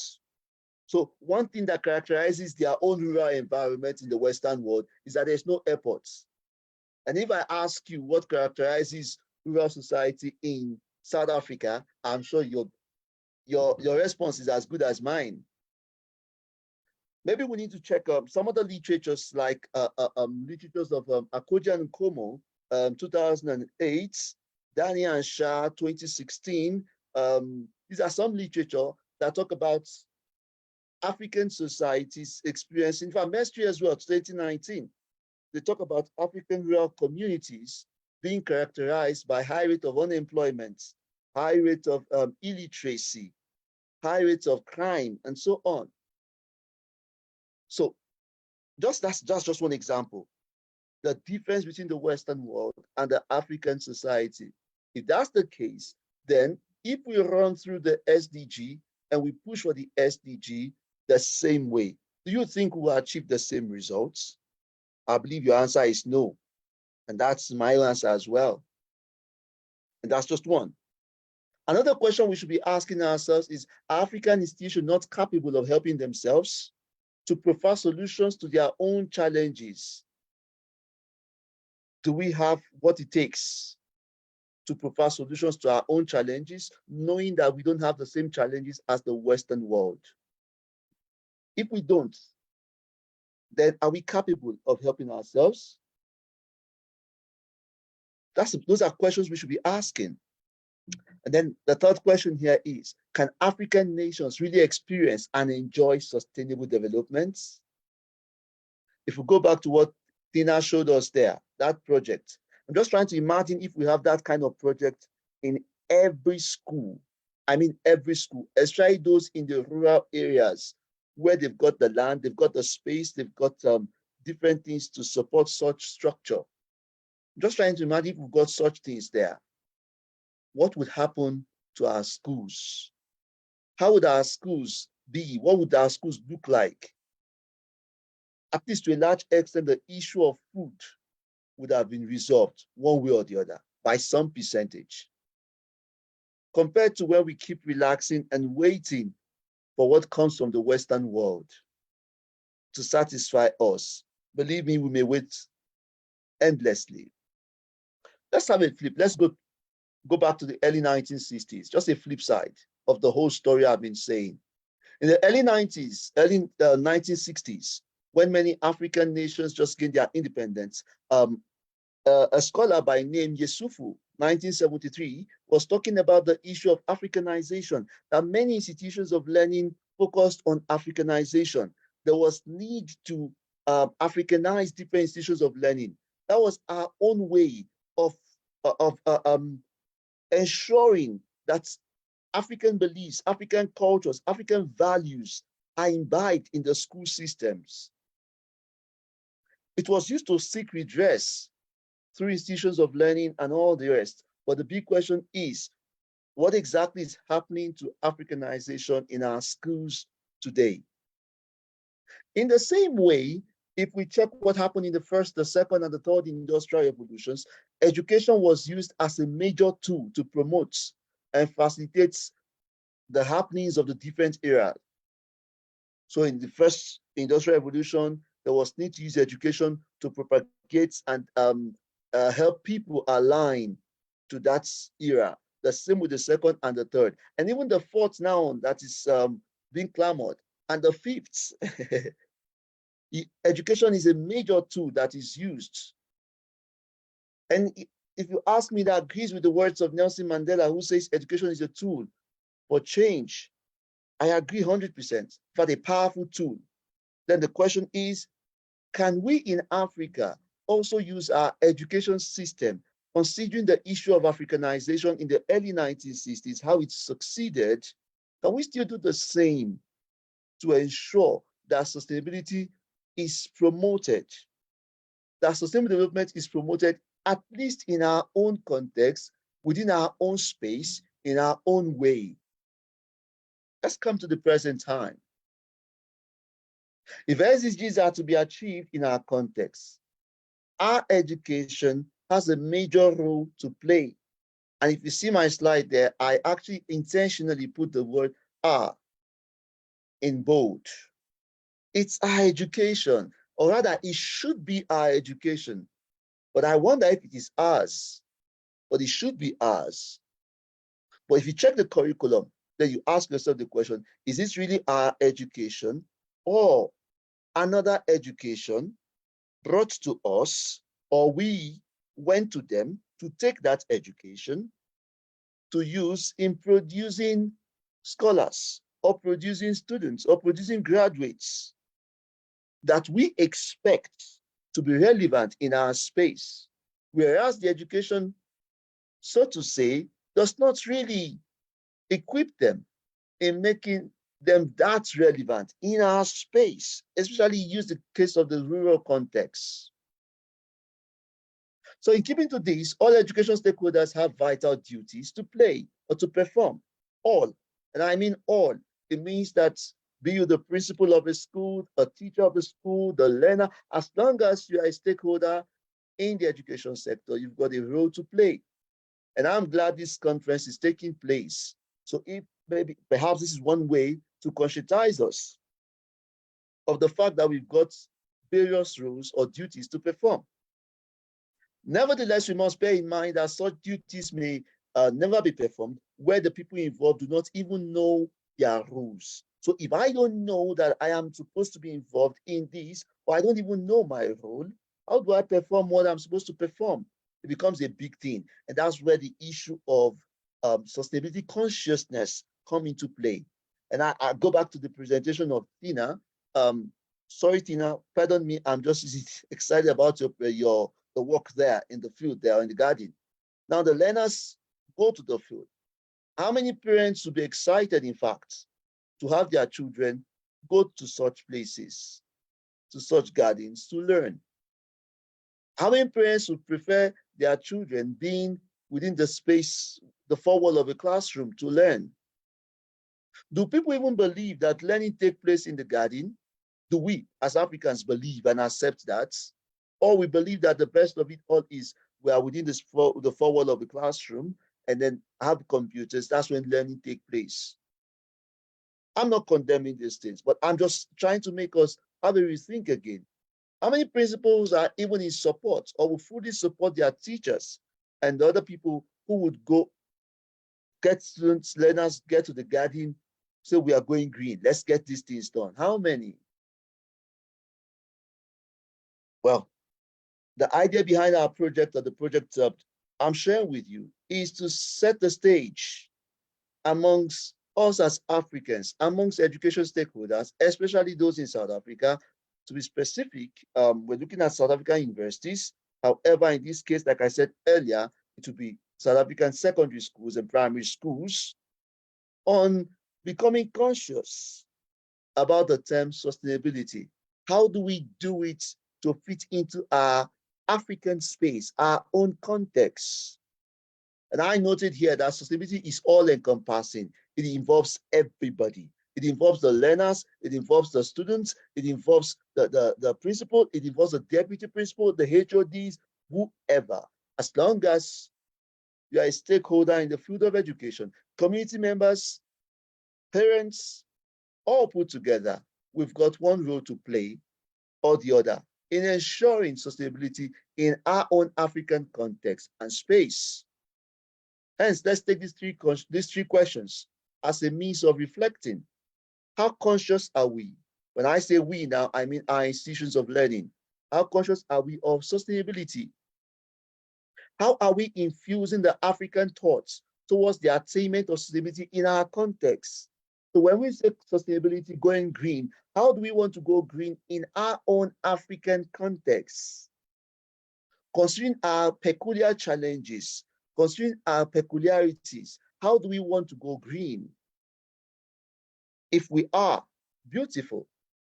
But if not, which I believe we are not, how can we infuse such? Just the food for thought. We just think about this. Let's reflect on this. Hence, there's need to begin to consider such. And when we consider such, believe me, we will definitely have to talk about exploring globalization. And what do I mean by globalization? Using global standard to meet local needs or demands. Using global standard to solve our local problems, rather than always considering globalization, which make us end up producing for the Western world without focusing on our own society, on our own space. So many a time we end up producing graduates who become relevant to the outside world, which is not a problem. But the painful part is when they become irrelevant in their own space. That's where the big challenge comes. So as a principal of a school, those learners who pass through your school, how relevant are they within the context of where your school is situated to start with? We can create standard through globalization. In theory, will only be a theory when proven what's useful, right? And true. So we can create our own standard by what? Starting off with globalization. What we call globalization, or what is globalized standard today, you may be amazed, started with what? A small set of people within a small space in their own local context, and then it moved out to become a global thing. Hence, sustainability consciousness and sustainability itself in our African context begins with you and I. It's important. Thank you. Thank you. As you say, Prof. Ngiyabonga kakhulu. Thank you very much. We really appreciate that. And indeed, we agree with colleagues and, that sustainability is crucial. Sustainability conscious is crucial. But the question is, what are we talking about? Or what type of consciousness are we talking about? And until you're putting on the fore that you're being specific about African consciousness, and just going back to what you call, a food for thought. That, yes, education is a tool for change, but I believe that we still need to interrogate quite critically and deeply, what do we mean by change? We have gone through changes in Africa, post-colonialism, post-apartheid in South Africa. That was change, but what has that meant for us? Did we ask the critical questions in terms of the change that we want, through which then, we will use education as a conduit towards that? Thank you very much, Prof. Chinaza. And you're also reminding me of a fundamental question that my student discussed yesterday with, we had guest speaker Britta Puti from Oslo University, and they did a research in Botswana looking at sustainability. And one fundamental question, that kept them, that got them to think differently about the SDGs was when the participant asked, the SDGs does not cover everything that needs to be covered in Africa. And one of the pivotal questions was, what about SDGs that states reduce excessive wealth? Because there at the top, we want to eliminate poverty, but we know that we cannot eliminate poverty as long as we have the capital power that is promoting excessive wealth. So there was a disjuncture in that area. Thank you very much. We still have 2 minutes, Prof. Chinaza. I don't know if you would like to respond to some of that. And yes, Dumisani also agrees with you that you have touched on something that is very core and also very core to the challenges of us in Africa, particularly if you look at the global village. But again, in referring to localization, and above, I think it's Munapule, or is it, between Munapule, Fatuani, as well as Luna, in referring to the importance of indigenous knowledge and pulling design thinking in that, now creating products that would actually be globalized, and where then as Africa, we can have our own global power, offering something that is unique to the whole world, as opposed to the other way around. Prof. Chinaza, are you still there? Oh, yes, I am. Yes, I thought we have 2 minutes, and maybe you can also, look at the comments and see if you can respond to some of them or add to that. Thank you very much. Yes, I'm actually looking at the comments now. Yeah. Thank you so much. I want to start with Momsi. Yes. Sorry, I can't go back all through. Yes, We that's take fine. responsibility for creating sustainable education. Thank you very much.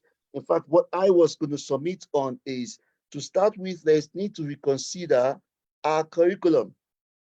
If you check the curriculum of South African schools, for instance, to start with, what or where is the blueprint of that curriculum?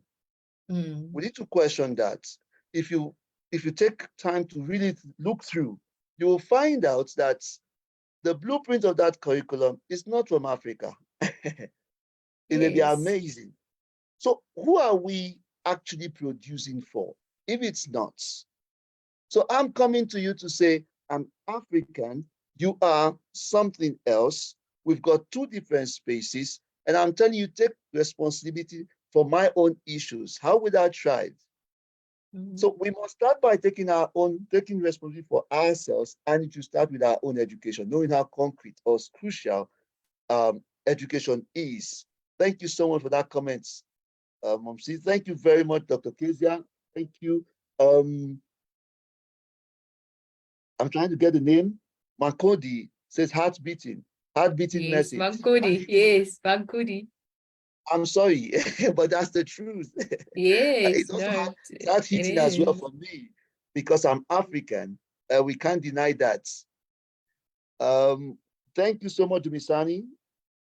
Africa's encounter regarding the so-called, global village. That's the truth.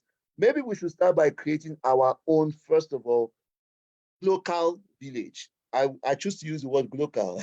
Pardon my use of the word local. I don't know if it exists anywhere. But let's start with that. Let's create our own village, first of all, knowing that we've got, in fact, to be candid, you see what the world looks like now. They talk about no longer the global north, global south. It's now a case of the majority world, the minority world. And funny enough, see, the majority world, we've got something in common. They say we are either underdeveloping or underdeveloped.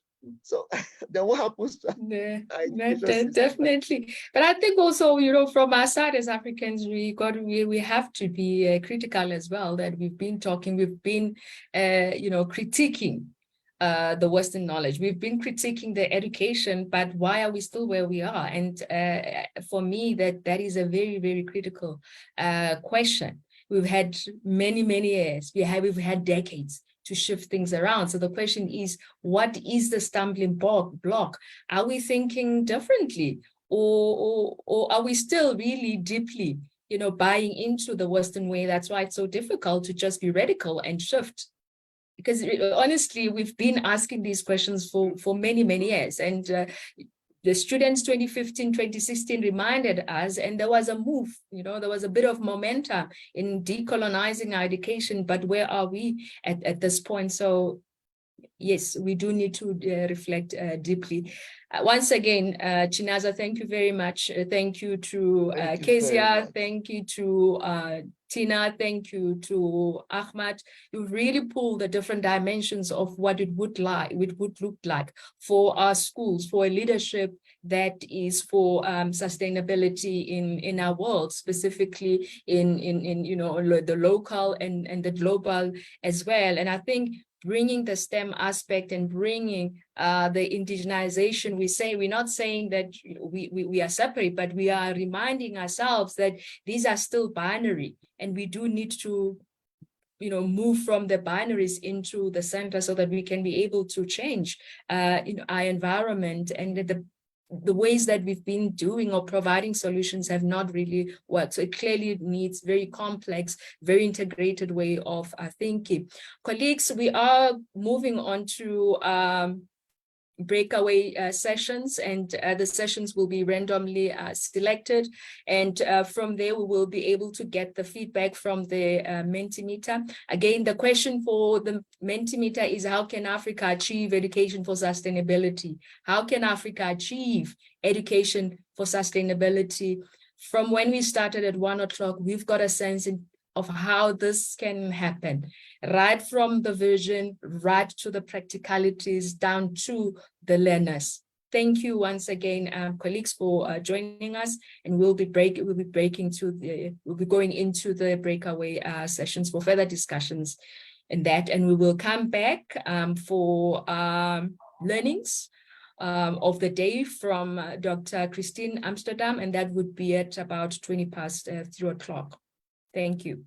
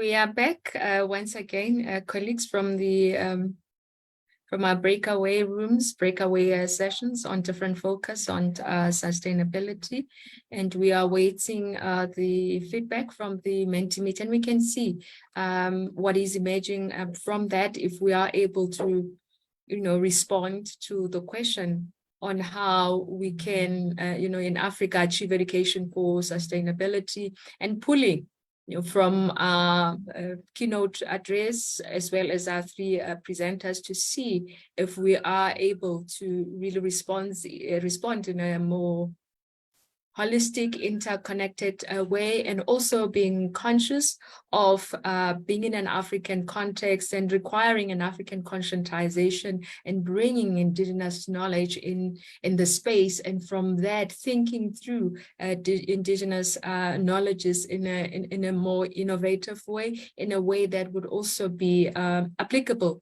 to the global world.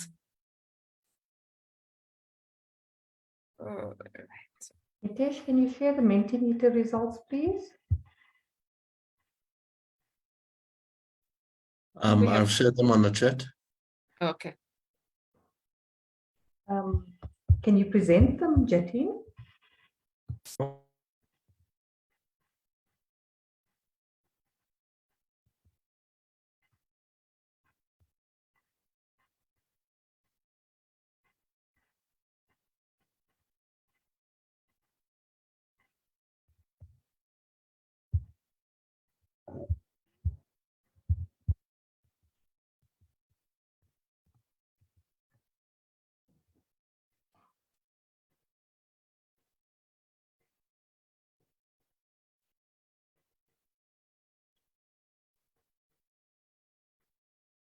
There we are, colleagues. Some thoughts on how we can bring in, how can we realize sustainability in Africa, in our schools. They are the responses: empower teachers and educational leaders to do STEMs at schools. We know that in universities, this is what is happening. There are increasing numbers of students in STEM, but at the same time, we have a larger number of teachers who are in schools who are not competent in STEM. And we also know that there are schools that are struggling in their schools with the STEM subjects. Ensuring inclusivity, they're very, very pertinent, particularly for women. It's something that Ahmad has been emphasizing throughout. And inclusiveness also, we need to look at it broadly, beyond women, beyond girls, but also the different knowledges, indigenous knowledges, and also the different contexts, in Africa itself, in individual African countries themselves. It means human dignity and decreased learner dropout. And that's an area that we have to focus on in South Africa. We know we have large numbers of learners who drop out even before they get to matric. It is a real crisis. And also looking at, having leaders that are radical and be resourceful with what they have. Again, this takes us back to Ahmad, emphasize a strong leadership with strong vision and the related ethos and culturalization that is relevant for the particular context, and ensuring that radical shift, because we won't move, in the way that we need to unless we take up this radical approach. Making it possible that education is available for all, and also in education being available for all colleagues, it has to be equitably so. We can have education that is available for all. However, we are aware that it is not equitable. COVID-19 really revealed the inequalities that are in education, and this transcends into an equitable society where we are seeing increasing class systems in our country and also in all African countries. And for STEM also to succeed, we need innovation, integration, and making use of available resources. We also need to understand, how we can acquire these resources. It's still a struggle, but again, we know there is, innovation in the ways that we can get the available resources, rethinking about the budget. We know there's also a problem in our country of corruption where resources are not utilized accordingly. So there are deeper issues that we need to address for us to be able to attain the resources for STEM subjects. Also, it means using education to build a harmonious and prosperous community. Harmonious communities, it's something that should be all about us in Africa as an Ubuntu people. Living in a communitarian system is very important. However, being mindful that we're not really inclusive, we are not really equitable. So that balance or ability for us to get to a harmonious space is very difficult. And again, it emphasizes the importance of us being equitable in approach to sustainability, and approach to leading our schools as well.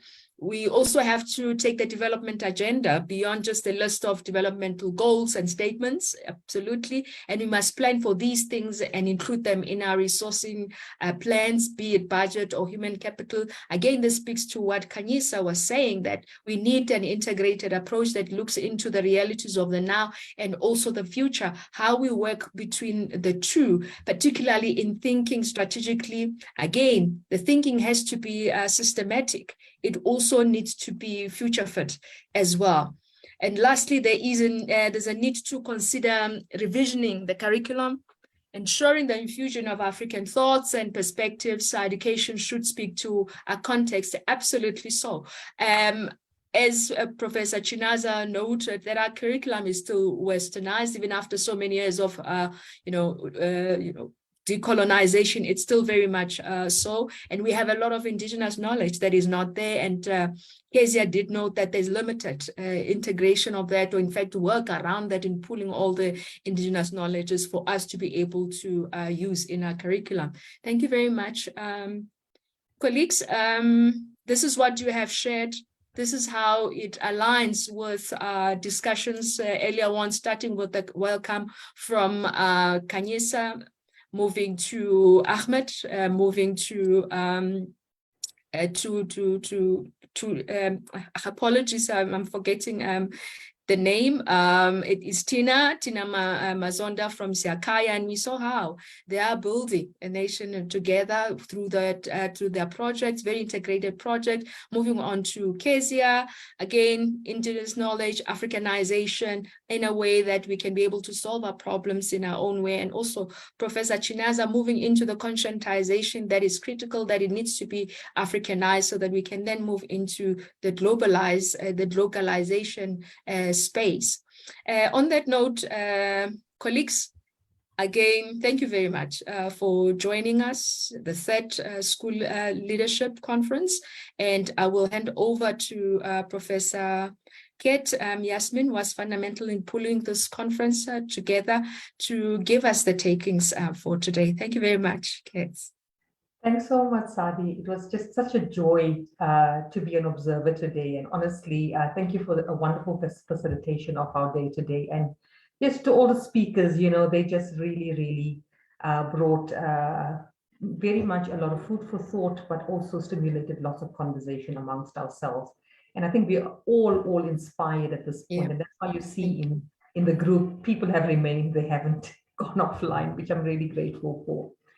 So I've been given the job of just encapsulating the learnings of today. And guys, no amount of somebody can do justice with the generative conversations we've had today. But I really would like to reiterate and begin our conversation around what we learned today with the quote that was shared by Professor Kaplan. When he said, it was not his own quote, but I can't remember whose quote it was that he was introducing us to, when he said the world no longer cares about what you can do, but cares about what you do with what you know. I'm going to just say that again. The world no longer cares about what you can do, but cares about what you do with what you know. A very powerful quotation for all of us here this afternoon. because really, I think we all came in with some knowledge, and yesterday's conversation also enabled us, to engage with some of the topics that were very beautifully discussed. But I think it's now that quotation actually asks us or challenges us, as Ms. Diamond indicated in her welcome to all of us. She also challenged us to say that with whatever we are learning today, whatever we are taking away, how will we move forward with it? How will we go out into wherever we find ourselves and be the change that we'd like to see in the world? And more importantly, how will we share what we've learned today and yesterday, but also how will we then action some of those things in our own way? Ms. Diamond also reminded us that whether we look, at all of the crises that we are experiencing in education today, and get overwhelmed by those, which is a very true indication, even in our breakout room, as teachers really complained about the difficulties that are, happening in the classrooms and in the field. What would be the ways in which we can take agency as a primary conduit for action? And I think Ms. Diamond left us with a lot of dreaming about the future, but also about how can we walk into that future together, given all of the crisis and everything else that we and our teachers have to face. She spoke about integrating everything that we would like our education system to be into wherever we find ourselves right now. And the challenge for us is to be innovative, is to be creative, is to be collaborative, and is to have a voice so that our voices can be heard wherever and as far as possible, both in our country and globally as well. I think that also brought us into our consciousness in Ahmed's conversation around STEM education, that one of the ways in which sustainability has a blueprint in the world is really centered around science and mathematics education, but there are various variations of this. We now have STEAM and STEAME, all of these suggesting and integrating of science, mathematics, the arts, engineering, and really all of the subject matter. So no subject is left out. It's about us finding ways in which to make these subjects count. And how can we repurpose the curriculum? Just to piggyback again on yesterday's conversation, where repurposing the curriculum was a big, drive towards how we can be the change we'd like to see in the world. So Ahmed really showed us how teachers in their own right can make a difference, but he was also wary of the fact, or pointed out some of the challenges that teachers do experience on the ground. But he also mentioned that in all of the problems that we are experiencing at the moment, I mean, South Africa has got its own host of problems that are very, very real to us. I just, for example, got a notification 5 seconds ago that I have no water at home. The Aikenhof pump station is no longer, operating. Now, all of us have cognizance of what it means to be without water. We all have cognizance of what it means to be without electricity. So actually, in our everyday life, in a very real way, we are dealing with some severe sustainability issues in our country. Now, Ahmed's conversation began with the idea that how is it that STEM education can contribute to sustainability, and what can teachers do within those domains. Now, he also spoke about how can we go about our work in a multidisciplinary kind of way. So instead of each individual teacher working in a silo by themselves in a classroom and attempting to cover the curriculum, and remember that the curriculum at the moment is really designed just to prepare children for matric and to prepare them for learning skills. It's not really designed with a sustainability consciousness embedded into it. And so the responsibility then becomes all of ours to be able to, in our own way, infuse that consciousness into whatever we do. But at the same time, no man is an island, no teacher and no classroom is an island. So how do we open out our classroom to the world and bring the world into our classroom as well? And so Ahmed's very powerful conversation left us with a lot of food for thought. But piggybacking then on Ahmed's STEM education, keynote address was the very palpable and what I would like to say, Tina's conversation around the work that Sia Khanna is doing. She made the intangible tangible. So while Ahmed was talking about what could teachers do, how could they repurpose and integrate curriculum, how could they become multidisciplinary, and what would be the ways in which 21st century skills development can happen in classroom, Tina brought into our consciousness that, hey guys, this is really happening. It's happening out there. We're doing it in the Eastern Cape. But what does that look like? And what I really loved about Tina's presentation was the multiple ways in which engagement was taking place around sustainability. From the very real food security issues that our poor communities struggle with, and we are all very well aware of that. And School Food Gardens actually started as a solution to the food security issues in our schools. But that has now expanded more and more into a very large opportunity, as Cathy called it, a third space, for us to be able to bring learning into a third space, like a garden, in which our children can then, practice and learn from a more practical point of view. The curriculum becomes alive in a way. Tina's very beautifully illustrated slides showed us that in every pocket of space in a school, change is possible. Enabling our children to dream about a future in which they have a space, ecotourism, the whole agricultural drive for permaculture and for ecologically stable environments, for the circular economy. And she had just a whole host of various things that we can enable our children to dream towards. And that dream doesn't have to start when they graduate, go to university and become work professionals one day. That dream can actually start at school. So even a dropout from a school, if a person has that experience in life to be a dropout, there is something that they can be taught in a very integrated way that Tina's presentation made very tangible.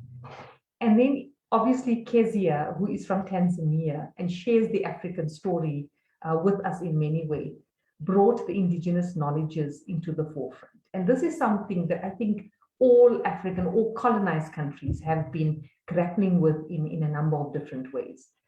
Together with indigenous knowledges, we can make all forms of knowledges have the same or share the same space as the knowledge that is very dear to the Western world.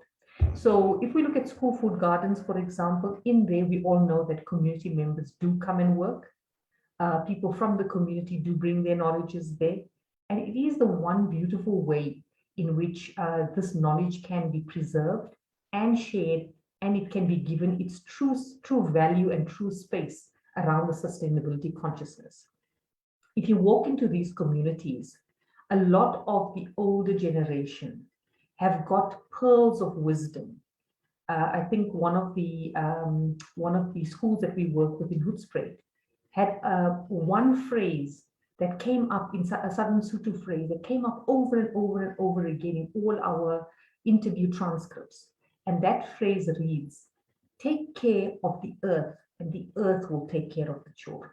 It is a mantra that is emerging from an indigenous space. And so Kezia brought into our consciousness how important it is not to exclude knowledge and how to make all knowledge inclusive, how we can learn from and with each other.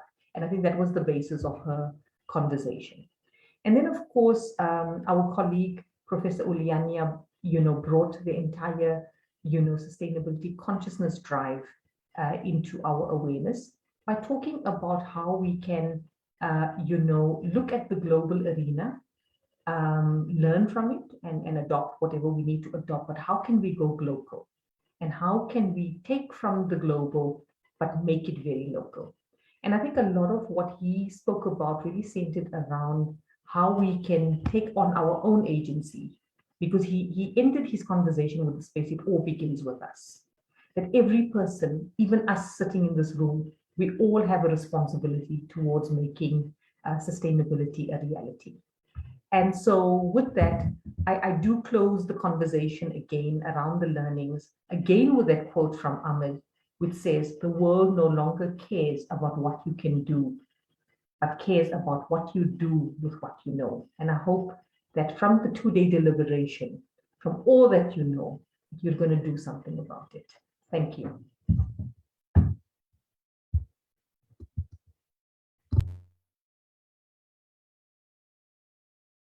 Thank you, Prof. Ket. Thank you very much. You managed to pull that beautifully for us and bringing the discussions from yesterday. I think we have a wholesome picture now in, getting a sense of what we know, what can we do about that, and putting that into practice so that we can move towards the difference that we want to see in environments. And for our closing, we have Dr. Mamsi Naidu, are you there, Doctor?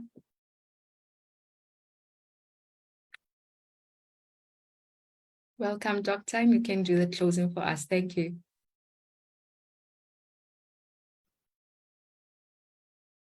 Okay, good afternoon, colleagues. I think we have about 26 of us in the room. Thank you so much for staying right till the end, until the second day came to closure. Before I get into thanking everybody, I would just like to reiterate the theme for today was leading education for sustainability.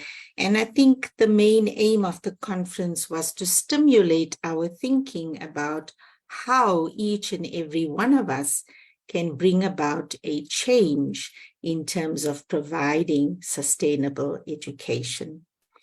Now, whilst I sat through the 6 hours over the 2 afternoons, I came across some lovely key concepts that I thought I'll just mention again. And these are taken over the 2 days. We came across the word futuristic, quality education that is accessible, that's relevant, and it has to bridge the digital divide. Then one of the speakers spoke about public and private partnerships, and I was particularly intrigued by the word borderless schools. And then teacher leadership is the cornerstone for repurposing education. Then we came across enterprising students. Think globally and behave locally. That was a nice one. And then one of the presenters also spoke about integrated approach to maintaining sustainability. Africa, the current trends in curriculum reform and indigenous knowledge. They also spoke about the African values and the various stakeholders' responsibility in providing education that is sustainable and for sustainability. I want to also mention the robust chats that took place, the robust conversations that took place in the chat center, and the lovely responses provided by the speakers and the keynotes as well. I must say, this being the third leadership conference was indeed a wonderful conference that was exhilarating. The speakers were excellent. The choice of speakers were excellent. And the grouping of speakers as well spoke very nicely to each theme, each sub-theme of the conference. Now I want to take the opportunity to thank each and every delegate for registering for this online third leadership conference. And then we also need to thank the 3 keynote speakers, the 6 presenters, all of you delegates that have stayed right till the end. A huge thank you to each and every one of you for attending our third leadership conference. I, on behalf of NECT, which is National Education Collaboration Trust, the Kagiso Trust, and of course, the University of Johannesburg place on record our sincere thanks to each and every one of you for attending the third Leadership Conference. As we are belonging to the color orange, I want to take the opportunity now to wish you well over the weekend. It's a nice long weekend. Take care, be safe, and we now, if there's no other contributions from Kat or any other member of the three parts of the organizing committee, can I bring the conference to a closure now? Is that okay, Kat? Yes, please, Mamsi. Thank you. Okay. All right. We now officially bring the third leadership conference, which was well attended and very enjoyable and really changed lots of our mindsets, moving away from the way we think to opening up new avenues and new thinking for a better quality education in South Africa and abroad. Thank you very much again for attending. Thank you and goodbye. Thank you, Prof, and thank you, everyone. Goodbye. Bye. Goodbye. Bye, bye, bye. Thank you. Bye. Bye. Bye-bye.